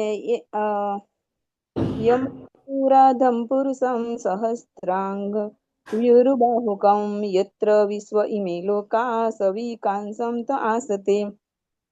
એમાં જે તમે 3 અવતારનું કીધું ને પ્રભુજી, એમાં આવે છે જેમ ભાવાર્થભાઈ જય શ્રીલ પ્રભુપાદ કે દ્વારા જય શ્રીલ પ્રભુપાદ ની જય. જેમાં તેમના ભિન્ન ભિન્ન વિકાસ અને નિવાસીઓ સાથે તરે છે તે વિરાટ રૂપનું વિરાટ પુરુષ તરીકે ધ્યાન ધરવામાં આવે છે. આમાં પ્રથમ પુરુષ કારણોદક્ષાય વિષ્ણુ ભગવાન છે, દ્વિતીય પુરુષ ગર્ભોદક્ષાય વિષ્ણુ છે અને તૃતીય પુરુષ શિરોદક્ષાય વિષ્ણુ છે. પ્રભુજી હરિબોલ, ખૂબ સરસ માતાજી. તો જ્યારે આ બધું વાંચીએ ને તો આપણને ક્લિયરન્સ આવે કે ભાઈ આપણે જે ભગવદ્ ગીતા સમજી રહ્યા છે એ વાસ્તવમાં છે શું કામ સમજવાની જરૂર છે, શું કામ જીવનમાં ઉતારવાની જરૂર છે, એ ત્યારે આપણને ખબર પડે. અને એના પછી ધીરે ધીરે આ બ્રહ્માજીની જન્મ થાય છે. બ્રહ્માજીને પછી બધું 14 લોક સોંપવામાં આવે છે અને નિર્વિશેષ જે બ્રહ્મ જ્યોતિને જે ઉપાસના કરે છે એ લોકોનું ધ્યેય પણ શું છે? ભગવત પ્રાપ્તિનું જ છે, પરમાત્માને પામવું છે. પણ એ લોકો અલગ અલગ પદ્ધતિઓથી પ્રયત્ન કરે છે, જે અષ્ટાંગ યોગ પદ્ધતિ છે એનો ઉપયોગ કરે છે અને એનાથી પ્રયત્ન કરે છે, પણ એ વાસ્તવિક જયારે આપણે જોવા જઈએ તો બ્રહ્મજ્યોતિ સુધી લઈ જાય છે. એનાથી આગળ પણ ઘણું બધું છે સમજવા જેવું.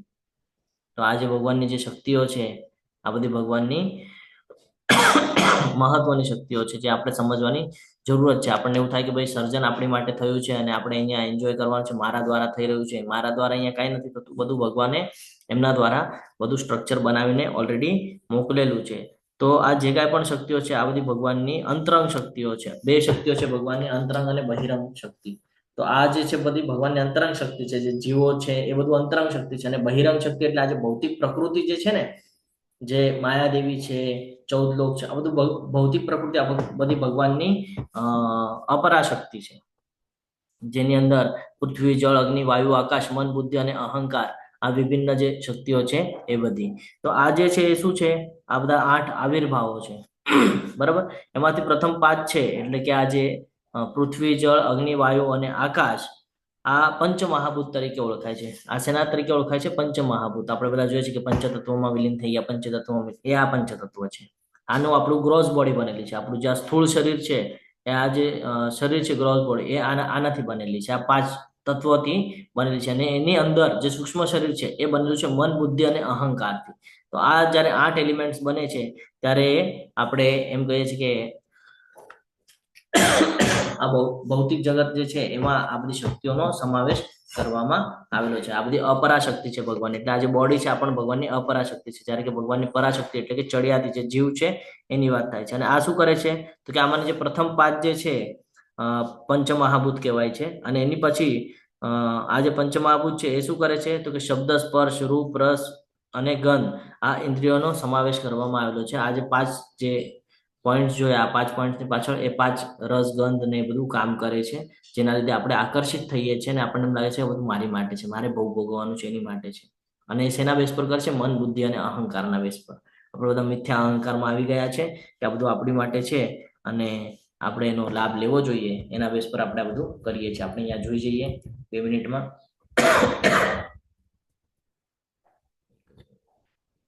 તો પૃથ્વી, જળ, અગ્નિ, વાયુ, આકાશ, મન, બુદ્ધિ અને અહંકાર, આ બધી ભગવાનની અલગ અલગ ઉર્જાઓ છે જે કૃષ્ણને જાણતો નથી. તે હંમેશા શું વિચારે કે ભૌતિક વિશ્વ આ જીવના આનંદ માટે છે, જ્યારે કે આ વાસ્તવિકતા નથી, આ મિથ્યા અહંકાર છે. તો ભગવાન કૃષ્ણને કેવી રીતે આપણે જોઈ શકીએ? પૂર્ણ વિસ્તરણો છે ને, ભૌતિક સર્જન અલગ છે અને ભગવાનની શક્તિ અલગ છે. ભૌતિક સર્જન આ બધું ભગવાન દ્વારા કરવામાં આવેલું છે. કેવી રીતે કરવામાં આવેલું છે તો કે 3 વિષ્ણુ દ્વારા, જેમાંથી સૌથી પહેલા, જેને આપણે પુરુષ અવતાર તરીકે જોઈએ છીએ, 3 વિષ્ણુમાં સૌથી પહેલા આવે છે મહાવિષ્ણુ, જેને આપણે કર્ણોદક્ષાય વિષ્ણુ કહેવાય છે. જેમના રૂપની અંદરથી અસંખ્ય એવા બ્રહ્માંડની નિર્મિતિ થવા માટે ગર્ભોદક્ષાય વિષ્ણુ આવે છે. ગર્ભોદક્ષાય વિષ્ણુ દરેકને એમના નાભી કમળમાંથી બ્રહ્માજીની ઉત્પત્તિ થાય અને 14 લોકનું નિર્માણ થાય. 14 લોકની અંદર જે કાંઈ પણ જીવ વાસ્તવ કરે છે, દરેક જીવના અંદર શિરોદક્ષાય વિષ્ણુ તરીકે ભગવાન પરમાત્મા તરીકે હાજરી આપે છે. જ્યારે કે મહાવિષ્ણુ જોઈએ આપણે તો કુલ ભૌતિક ઉર્જા બનાવે છે, એને મહત્તત્વ કહેવામાં આવે છે. વિવિધતા બનાવવા માટે દરેક બ્રહ્માંડ અંદર પ્રવેશ કરે છે ગર્ભોદક્ષાય વિષ્ણુ, અને પરમાત્મા તરીકે જાળવવા માટે દરેક અણુમાં જે પ્રવેશ કરે છે એને પરમાત્મા એટલે કે શિરોદક્ષાય વિષ્ણુ તરીકે આપણે સંબોધન કરીએ છીએ. જીવ પુરુષ છે, જીવ પુરુષ આ જે નિયંત્રક, ભૌતિક ઉર્જાનો આનંદ માણનાર, કારક, આ બધું આપણા મિથ્યા અહંકાર છે. કે ભાઈ આપણને લાગે છે કે આ ભૌતિક જગતની અંદર જે કાંઈ પણ છે આપણે પોતા માટે ભગવાને નિર્મિતિ કરીને આપ્યું છે, એ ખોટી વાત છે. આમાંથી આપણે નીકળવાનું છે, આપણે આનાથી બચવાનું છે. આપણને જે આંશિક સ્વતંત્રતા મળી એના લીધે આપણે અહીંયા ફસાઈ ગયા છે, એને આપણે પોતાનું સમજી લીધું છે અને મિથ્યા અહંકારમાં આપણે આવી ગયા છે. જ્યારે 13.6 અને 7 જ્યારે આપણે વાંચીએ તો આપણને ખબર પડે છે કે 3 વિષ્ણુ દ્વારા નિર્દેશિત તમામ પ્રવૃત્તિઓ જે કાંઈ પણ છે એ એમના દ્વારા જ થાય છે. ભૌતિક વિશ્વના ઘટકો જે છે એ ભગવાનની અલગ અલગ ઉર્જા છે, પરાશક્તિ અને અપરાશક્તિ. આપણું જે આ જે જીવ છે એ ભગવાનની પરાશક્તિ છે. આ ઘણી ચડિયાતી શક્તિ છે. જ્યાં સુધી આ જે પંચતત્વનું બનેલું જે સ્થૂળ શરીર છે એની અંદર હોય છે ત્યાં સુધી જેને વેલ્યુ હોય છે. જ્યારે ભગવાનની આ પરાશક્તિ નીકળી જાય છે તો અપરાશક્તિની કાંઈ વેલ્યુ રહેતી નથી. એટલે જે કાંઈ પણ છે એ આ સમજવું જરૂરી છે કે ભગવાનની આ બંને વિભિન્ન શક્તિઓ છે, આ 2 શક્તિઓ દ્વારા આ આખું સ્ટ્રક્ચર બનાવવામાં આવેલું છે. સૂક્ષ્મ તત્વો જેની અંદર મન, બુદ્ધિ અને આપણો ખોટો અહંકાર, મિથ્યા અહંકાર જે છે એની અંદર આવે છે, જેના લીધે આપણે અહીંયા ફસાઈ ગયા છે. આગળ વધીએ. હવે કેવી રીતે એનું સ્ટ્રક્ચર આગળનું છે એ ખબર પડશે. ભગવાને બ્રહ્માંડનું નિર્માણ તો બતાડી દીધું, 3 વિષ્ણુ દ્વારા કરવામાં આવે છે. અને બ્રહ્માજી આગળ આ 14 લોકનું નિર્માણ કરવામાં આવે છે. એમાં દરેક જગ્યાએ અલગ અલગ જીવને મૂકવામાં આવે છે. આ જીવની અંદર પણ અલગ અલગ યોનિઓ પ્રાપ્ત કરાવેલી છે. તો એનું આપણને અહીંયા જ્ઞાન અપાવે છે. વળી હે મહાબાહુ અર્જુન, આ નિકૃષ્ટ શક્તિ ઉપરાંત મારી એક અન્ય ચડિયાતી પરાશક્તિ છે કે જે જીવોની બનેલી છે, એટલે આપણી વાત કરી રહ્યા છે, અને જે ભૌતિક પ્રકૃતિ સાથે સંઘર્ષ કર્યા કરે છે અને તેના સંસાધનોનો ઉપભોગ કરે છે. શું કરીએ છીએ? આપણે પણ સંઘર્ષ કરીએ છીએ. શું સંઘર્ષ કરીએ છીએ? કે ભાઈ આ દુઃખને સહન કરી કોઈ બીજી યોનિમાં જઈએ છીએ, ત્યાં પણ આપણને દુઃખ થાય છે. કોઈ ત્રીજી યોનિમાં જઈએ છીએ, ત્યાં પણ આપણને દુઃખ થાય છે. તો આ યોનિઓ પ્રાપ્ત શેના બેઝ પર થાય છે? આ જ માહિતી આપણને ગરુડ પુરાણ દ્વારા પણ મળી છે. સેમ માહિતી, આ જ માહિતી ગરુડ પુરાણમાં પણ મળે છે. ત્રીજો અને ચોથો અધ્યાય જયારે આપણે ગરુડ પુરાણનો વાંચશું તો એમાં આપણને ડિટેલ્સમાં ખબર પડશે કે કેવી રીતે આત્માને લઈ જવામાં આવે છે, કેવી રીતે એનું આગળનું સ્ટ્રક્ચર થાય છે, અને કેવી રીતે સૂક્ષ્મ શરીર તૈયાર થાય છે, પછી એને કેવી કેવી યાતનાઓ ભોગવવી પડે છે, અને એના પછી એને યોનિ કેવી રીતે પ્રાપ્ત થાય છે. સેમ માહિતી આપણને ત્યાં પણ મળે છે, અને એ જ માહિતી આપણને ભગવદ્ ગીતામાં મળે છે. સમજી રહ્યા છો? તો ભગવાન અહીંયા એ જ કહી રહ્યા છે કે આ મારી પરાશક્તિ છે. આ જે જીવ છે એ આપણે બધા કોણ છે? ભગવાનનો એક અંશ છીએ. તો આ શક્તિ છે, આપણે એનો ઉપયોગ સારા માટે કરવાનો છે, પણ આપણે શું કરીએ છીએ? ભૌતિક જગતની અંદર સંકળાઈને એનો ગેરઉપયોગ કરીએ છીએ, જેના લીધે શું થાય છે કે ભૌતિક પ્રકૃતિ સાથે સતત સંઘર્ષ કરવો પડે છે. આપણને કન્ટિન્યુઅસ સંઘર્ષ કરવો પડે છે ને? આપણે જન્મ લઈએ ત્યારથી મૃત્યુ આવે ત્યાં સુધી આપણે કેટલો સંઘર્ષ કરીએ છીએ, વિચાર કરજો. શરૂઆત થાય તો શિક્ષણ લેવા માટે સંઘર્ષ કરીએ, પછી ફેમિલી માટે સંઘર્ષ કરીએ છે ને, બાળકો પત્ની એની માટે સંઘર્ષ કરીએ, પછી તો કે અંતિમ સમય આવે તો કે ભાઈ કોઈને કોઈ આપણને રોગ લાગી જાય છે તો એનાથી બચવા માટે શરીરને એની સાથે સંઘર્ષ કરાવીએ. તો આપણું આખું જીવન આપણું શેમાં જાય છે? સંઘર્ષમાં જાય છે. પણ જે ભક્તિ માર્ગ ઉપર હોય એ તો કે એના જીવનમાં પણ આવે છે સંઘર્ષ, પણ એ સંઘર્ષ જેવો નથી લાગતો, કારણ કે ઓલરેડી ભગવાનના સાનિધ્યમાં છે. સમજી રહ્યા છો? એ હંમેશા એક ધ્યાન હોય એને કે ભાઈ મારી સાથે જે કાંઈ પણ થઈ રહ્યું છે એમાં ક્યાંક ને ક્યાંક ભગવાન મારી સાથે છે, એટલે મારે ચિંતા કરવાની આવશ્યકતા નથી. મારે આમાં પોતાને વિચલિત નથી થવા દેવાનું. ત્યારે કે આપણે આમાં વિચલિત થઈ જતા હોઈએ છીએ અને એ સંસાધનોનો આપણે ઉપભોગ કરીએ છીએ. ઘણા સમયમાં એવું થાય કે આપણે, એક એક્ઝામ્પલ આપું છું તમને, આપણે આપણા ફ્રેન્ડ સાથે ફરતા હોય ને આપણો ફ્રેન્ડ આપણને કહે ચલ ભાઈ મારી સાથે ફરવા, તો આપણે એની સાથે ફરવા જઈએ ને તો પ્રકૃતિનું સૌંદર્ય અને એની સાથે જે એક્ટિવિટીઓ થતી હોય આપણે એ પ્રત્યે આકર્ષિત થઈ જઈએ. પણ જો આપણે ભક્તિ માર્ગ પર હોય ને તો શું લાભ થાય? કહું, તમે કેટલા પણ ખરાબ લોકોની વચ્ચે પણ રહેશો ને તો તમારામાં એ વૃત્તિ નહીં આવે ખરાબ, ઉલટાનું તમે એને સુધારી દેશો સામેવાળાને. આ લાભ થાય છે જ્યારે આપણે ભક્તિ માર્ગ ઉપર હોઈએ ત્યારે. તો હંમેશા એટલે ભક્તિ માર્ગમાં રહેવાનું છે કે જેનાથી આપણને ખરાબ કોઈ એટમોસ્ફિયર આપણા પર અસર ન કરે, આ ભૌતિક જગત આપણા ઉપર અસર ન કરે. કૃષ્ણ સૃષ્ટિ કરતા છે, પાલન કરતા છે, અને પ્રલય કરતા છે ને? ભગવાન દ્વારા જ આ બધું થાય છે. ભગવાન કહે છે ને શરૂઆત પણ મારાથી ને અંત પણ મારાથી જ થાય છે. તો એ જ અહીંયા સમજાવે છે કે સર્વ સર્જાયેલા જીવોનો ઉદ્ભવ આ બંને શક્તિઓમાં રહેલો છે. કેવી રીતે થાય છે? તો કે કેવી રીતે થાય છે? તો કે ભાઈ જ્યારે આ જે જીવ છે, આ જીવ કોઈક ને કોઈક યોનિમાં જાય છે અને પંચતત્વનું જે શરીર એને પ્રાપ્ત થાય છે ત્યારે એ આ ભૌતિક જગતની અંદર વાસ કરી શકે છે. તો કેવી રીતે? તો કે આ સર્વ સર્જાયેલા જીવોના ઉદ્ભવ આ બંને શક્તિઓમાં રહેલો છે. એટલે આત્મા અલગ છે. ફરીથી આપણને બીજો અધ્યાય યાદ અપાવે છે કે આત્મા અને શરીર અલગ છે. આ બંને અલગ અલગ શક્તિ છે ભગવાનની. આત્મા અલગ છે, શરીર અલગ છે. ફરીથી આપણને બીજો અધ્યાય યાદ અપાવે છે. તો આ બંને શક્તિ જ્યારે એકત્રિત થાય છે ત્યારે આ જગતમાં ભૌતિક અને આધ્યાત્મિક છે તે સર્વને ઉત્પત્તિ તથા વિનાશરૂપ તું મને જ જાણ. તે સ્ટાર્ટિંગ પણ મારાથી છે ને અંતિમ પણ હું જ કરાવું છું. એટલે અલ્ટિમેટ ગોલ એક જ હોવો જોઈએ કે ભગવાન કૃષ્ણ. શું કામ? કારણ કે શરૂઆત પણ ત્યાંથી છે ને અંતિમ પણ ત્યાં જ છે. એટલે જ તો ભગવાન 5.29 માં કહે છે ને ભોક્તારામ યજ્ઞ તપસ્યા સર્વ લોકો મહેશ્વરમ, પરમ ભોક્તા હું જ છું. બાકી કોઈ શાસ્ત્રમાં તમે સાંભળ્યું છે કોઈ કીધું? શિવજી એમ કે છે કે ભાઈ હું ભોક્તા છું, બ્રહ્માજી કહે છે હું ભોક્તા છું, જ્યારે કે બ્રહ્માજી તો 14 લોક બનાવે છે. તો બ્રહ્માજી એમ કે છે ભાઈ હું છું, મેં બનાવ્યું છે, મેં બનાવ્યું છે, કરે છે? ભગવાન કે બ્રહ્માજી કે છે કોક ઈશ્વર પરમ કૃષ્ણ સચ્ચિત આનંદ વિગ્રહ અનાદિર આદિર ગોવિંદમ સર્વ કારણ કોઈક તો છે. આ બધાનું કારણ થવાનું કારણ કોઈક તો છે, હું પણ નથી એમ કે છે. મારો પણ જન્મ કોક દ્વારા થયો છે. હું પણ કોકના નાભી કમળમાંથી આવ્યો છું. મને જ ખબર નહોતી શું કરવાનું છે. પછી મને તપ કર્યું, તપ કરવાથી મને જ્ઞાન પ્રાપ્ત થયું, ત્યારે મને ખબર પડી મારે 14 લોક બનાવવાની છે. તો આ બ્રહ્માજીનું સ્ટેટમેન્ટ છે. આવી રીતે શિવજી પણ કહે છે હું કૈલાસમાં બેઠો બેઠો વૈરાગ્યમાં છું, વૈરાગ્ય ધારણ કરીને હું બેઠો છું, હું નામ સ્મરણ કરું છું. કોનું કરું છું? તો કે આરાધનમ સર્વેશામ વિષ્ણુ આરાધનમ પરમ, કે હું પણ વિષ્ણુની આરાધના કરું છું. તો અહીંયા એ પણ ખબર પડે આપણને કે બ્રહ્મા ને શિવજી છે. આપણને એવું થાય કે ભાઈ સર્જન કરતા બ્રહ્માજી, ડિસ્ટ્રોય કરતા શિવજી. તો એ જ બંનેનું સ્ટેટમેન્ટ છે કે આ બધું કોના દ્વારા થાય છે?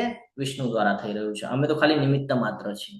એટલે કંપની જે ચલાવતા હોય એના ઓનર હોય કોઈ બીજા, અને નીચે જે ટીમ કામ કરતી હોય એ કોઈ બીજા. તો આપણે એમ કહીએ કે નીચેના ટીમ દ્વારા થઈ છે. આપણે તો એમ જ કે ને ઓનર છે કોક.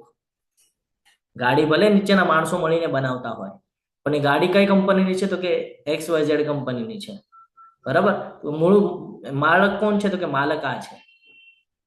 એમ સમજમાં આવે છે કે આ આખું સર્જન કોના દ્વારા થઈ રહ્યું છે? આ બાકીના બધા દેવી દેવતાઓને ડિપાર્ટમેન્ટ આપેલા છે, એના દ્વારા કરાવવામાં આવે છે. પણ અલ્ટિમેટ કોણ કરે છે? તો કે ભગવાન કૃષ્ણ. અહીંયા સુધી ક્લિયર છે? એટલે ભગવાન કહે છે સર્વ સર્જાયેલા જીવનો ઉદ્ભવ આ બંને શક્તિઓમાં રહેલો છે. આ જગતમાં જે કાંઈ પણ ભૌતિક અને આધ્યાત્મિક છે તે સર્વની ઉત્પત્તિ તથા વિનાશ ઉઠતું મને જાણ. જો ભગવાનની આ અંતરંગા અને બહિરંગા શક્તિ વિશે આપણે ચર્ચા કરીએ તો આપણને ખબર પડે છે કે અંતરંગા શક્તિ એટલે કે જીવ છે ને, જે ચડિયાતી છે અને તટસ્થ છે. બરાબર? જ્યારે કે બહિરંગા શક્તિ જે ભૌતિક વિશ્વની બનેલી છે, જેની અંદર સ્થૂળ અને સૂક્ષ્મ શરીર આવે છે, પંચતત્વ અને મન, બુદ્ધિ, અહંકાર. એકચ્યુઅલી આપણે જે બોડી છે આ 24 એલિમેન્ટથી બનેલી છે. ટોટલ 24 એલિમેન્ટનો ઉપયોગ કરવામાં આવેલો છે, જે આપણને 13મા અધ્યાયમાં વિસ્તૃતમાં જ્ઞાન પ્રાપ્ત થશે. તો આ બધા અવસ્થામાં ભૌતિક જગતનું શોષણ કરે છે. મુક્તિ એટલે ભૌતિક ભ્રમથી મુક્ત થવું, કે હું અને મારું. અહીંયા આપણો મિથ્યા અહંકાર તૂટી જાય છે. જ્યારે બ્રહ્માજી અને શિવજી એમ કહે છે કે કોઈક છે, કોઈક દ્વારા થઈ રહ્યું છે, ત્યારે આપણો ભ્રમ બધો તૂટી જાય છે. કે આપણે દેવી દેવતાઓની ઉપાસના કરીએ છીએ તો દેવી દેવતાઓનું સ્ટેટમેન્ટ છે કે ભાઈ કોઈક છે. બરાબર? તો હવે કોણ છે? તો એ હવે અહીંયા ભગવાન આપણને ક્લિયર કરે છે. કૃષ્ણ છે સૃષ્ટિકર્તા, પાલનકર્તા અને પ્રલયકર્તા. તો કેવી રીતે એ હવે આપણે સમજીએ કે બ્રહ્માંડની અંદર ઘણા બધા નક્ષત્ર અને ગ્રહ બધું છે, એ લોકો એના ઓલા ઉપર ફરી રહ્યા છે, હવામાં છે ને, ફરી રહ્યા છે. કોઈ દિવસ એવું થયું એકબીજાને ટકરાયા? સાંભળ્યું આજ સુધી કે ભાઈ ગુરુનો ગ્રહ છે બુધના ગ્રહ સાથે ટકરાયો, કે પૃથ્વી છે બુધ સાથે ટકરાયો, કે શુક્ર સાથે ટકરાયો? આપણે જોયું કોઈ દિવસે? નથી જોયું. કોઈ દિવસે સૂર્ય એવું કીધું કે ભાઈ આજે મારું મૂડ નથી, આજે હું આરામ કરીશ, આજે હું નહીં આવું? ચંદ્રએ કોઈ દિવસે એમ કીધું કે ભાઈ આજે હું નહીં આવું? તમે કહેશો પ્રભુજી અમાસના દિવસે ચંદ્ર હોય છે, બસ આપણે જોઈ નથી શકતા, કારણ કે એનો પ્રકાશ પૃથ્વી ઉપર નથી આવતો છે ને, એટલા માટે આપણે જોઈ નથી શકતા. આજે 27 નક્ષત્ર છે પ્લસ એક 28મું અભિજીત નક્ષત્ર, જે સૂર્યનું નક્ષત્ર છે. આ નક્ષત્ર એના સ્થાન ઉપર બિરાજમાન છે. કેવી રીતે બિરાજમાન છે? તો બધું હવામાં છે. આપણે જયારે સ્પેસમાં જઈએ તો ખબર પડે કે ભાઈ આ બધું એના હવામાં બધું તરી રહ્યું છે. કેવી રીતે? તો ભગવાન અહીંયા ખૂબ સરસ રીતે આપણને ઉદાહરણ આપે છે.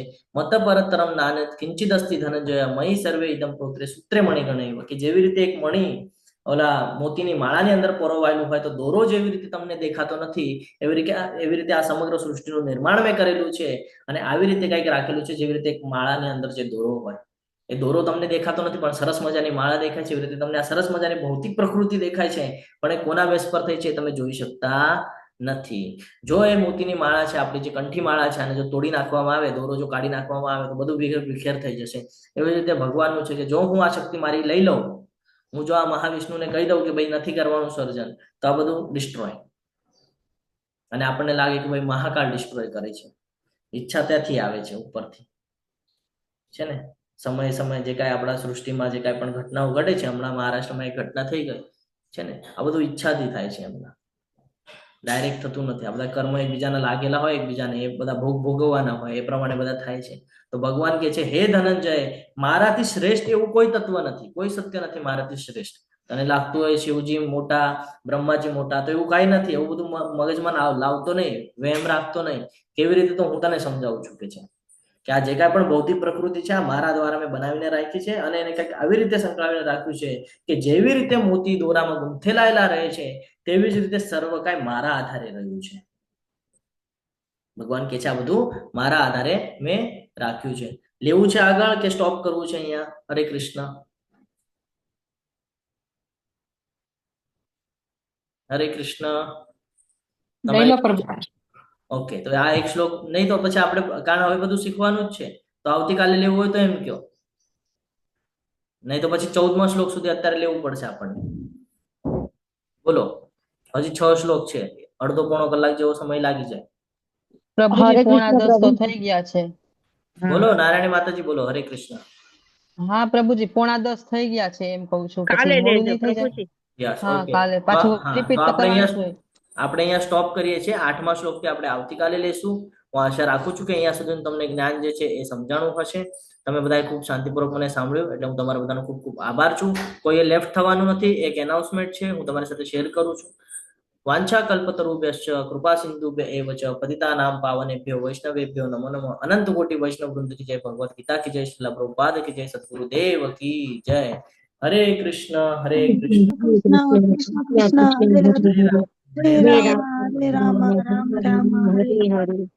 તમને બધાને દંડવત પ્રણામ.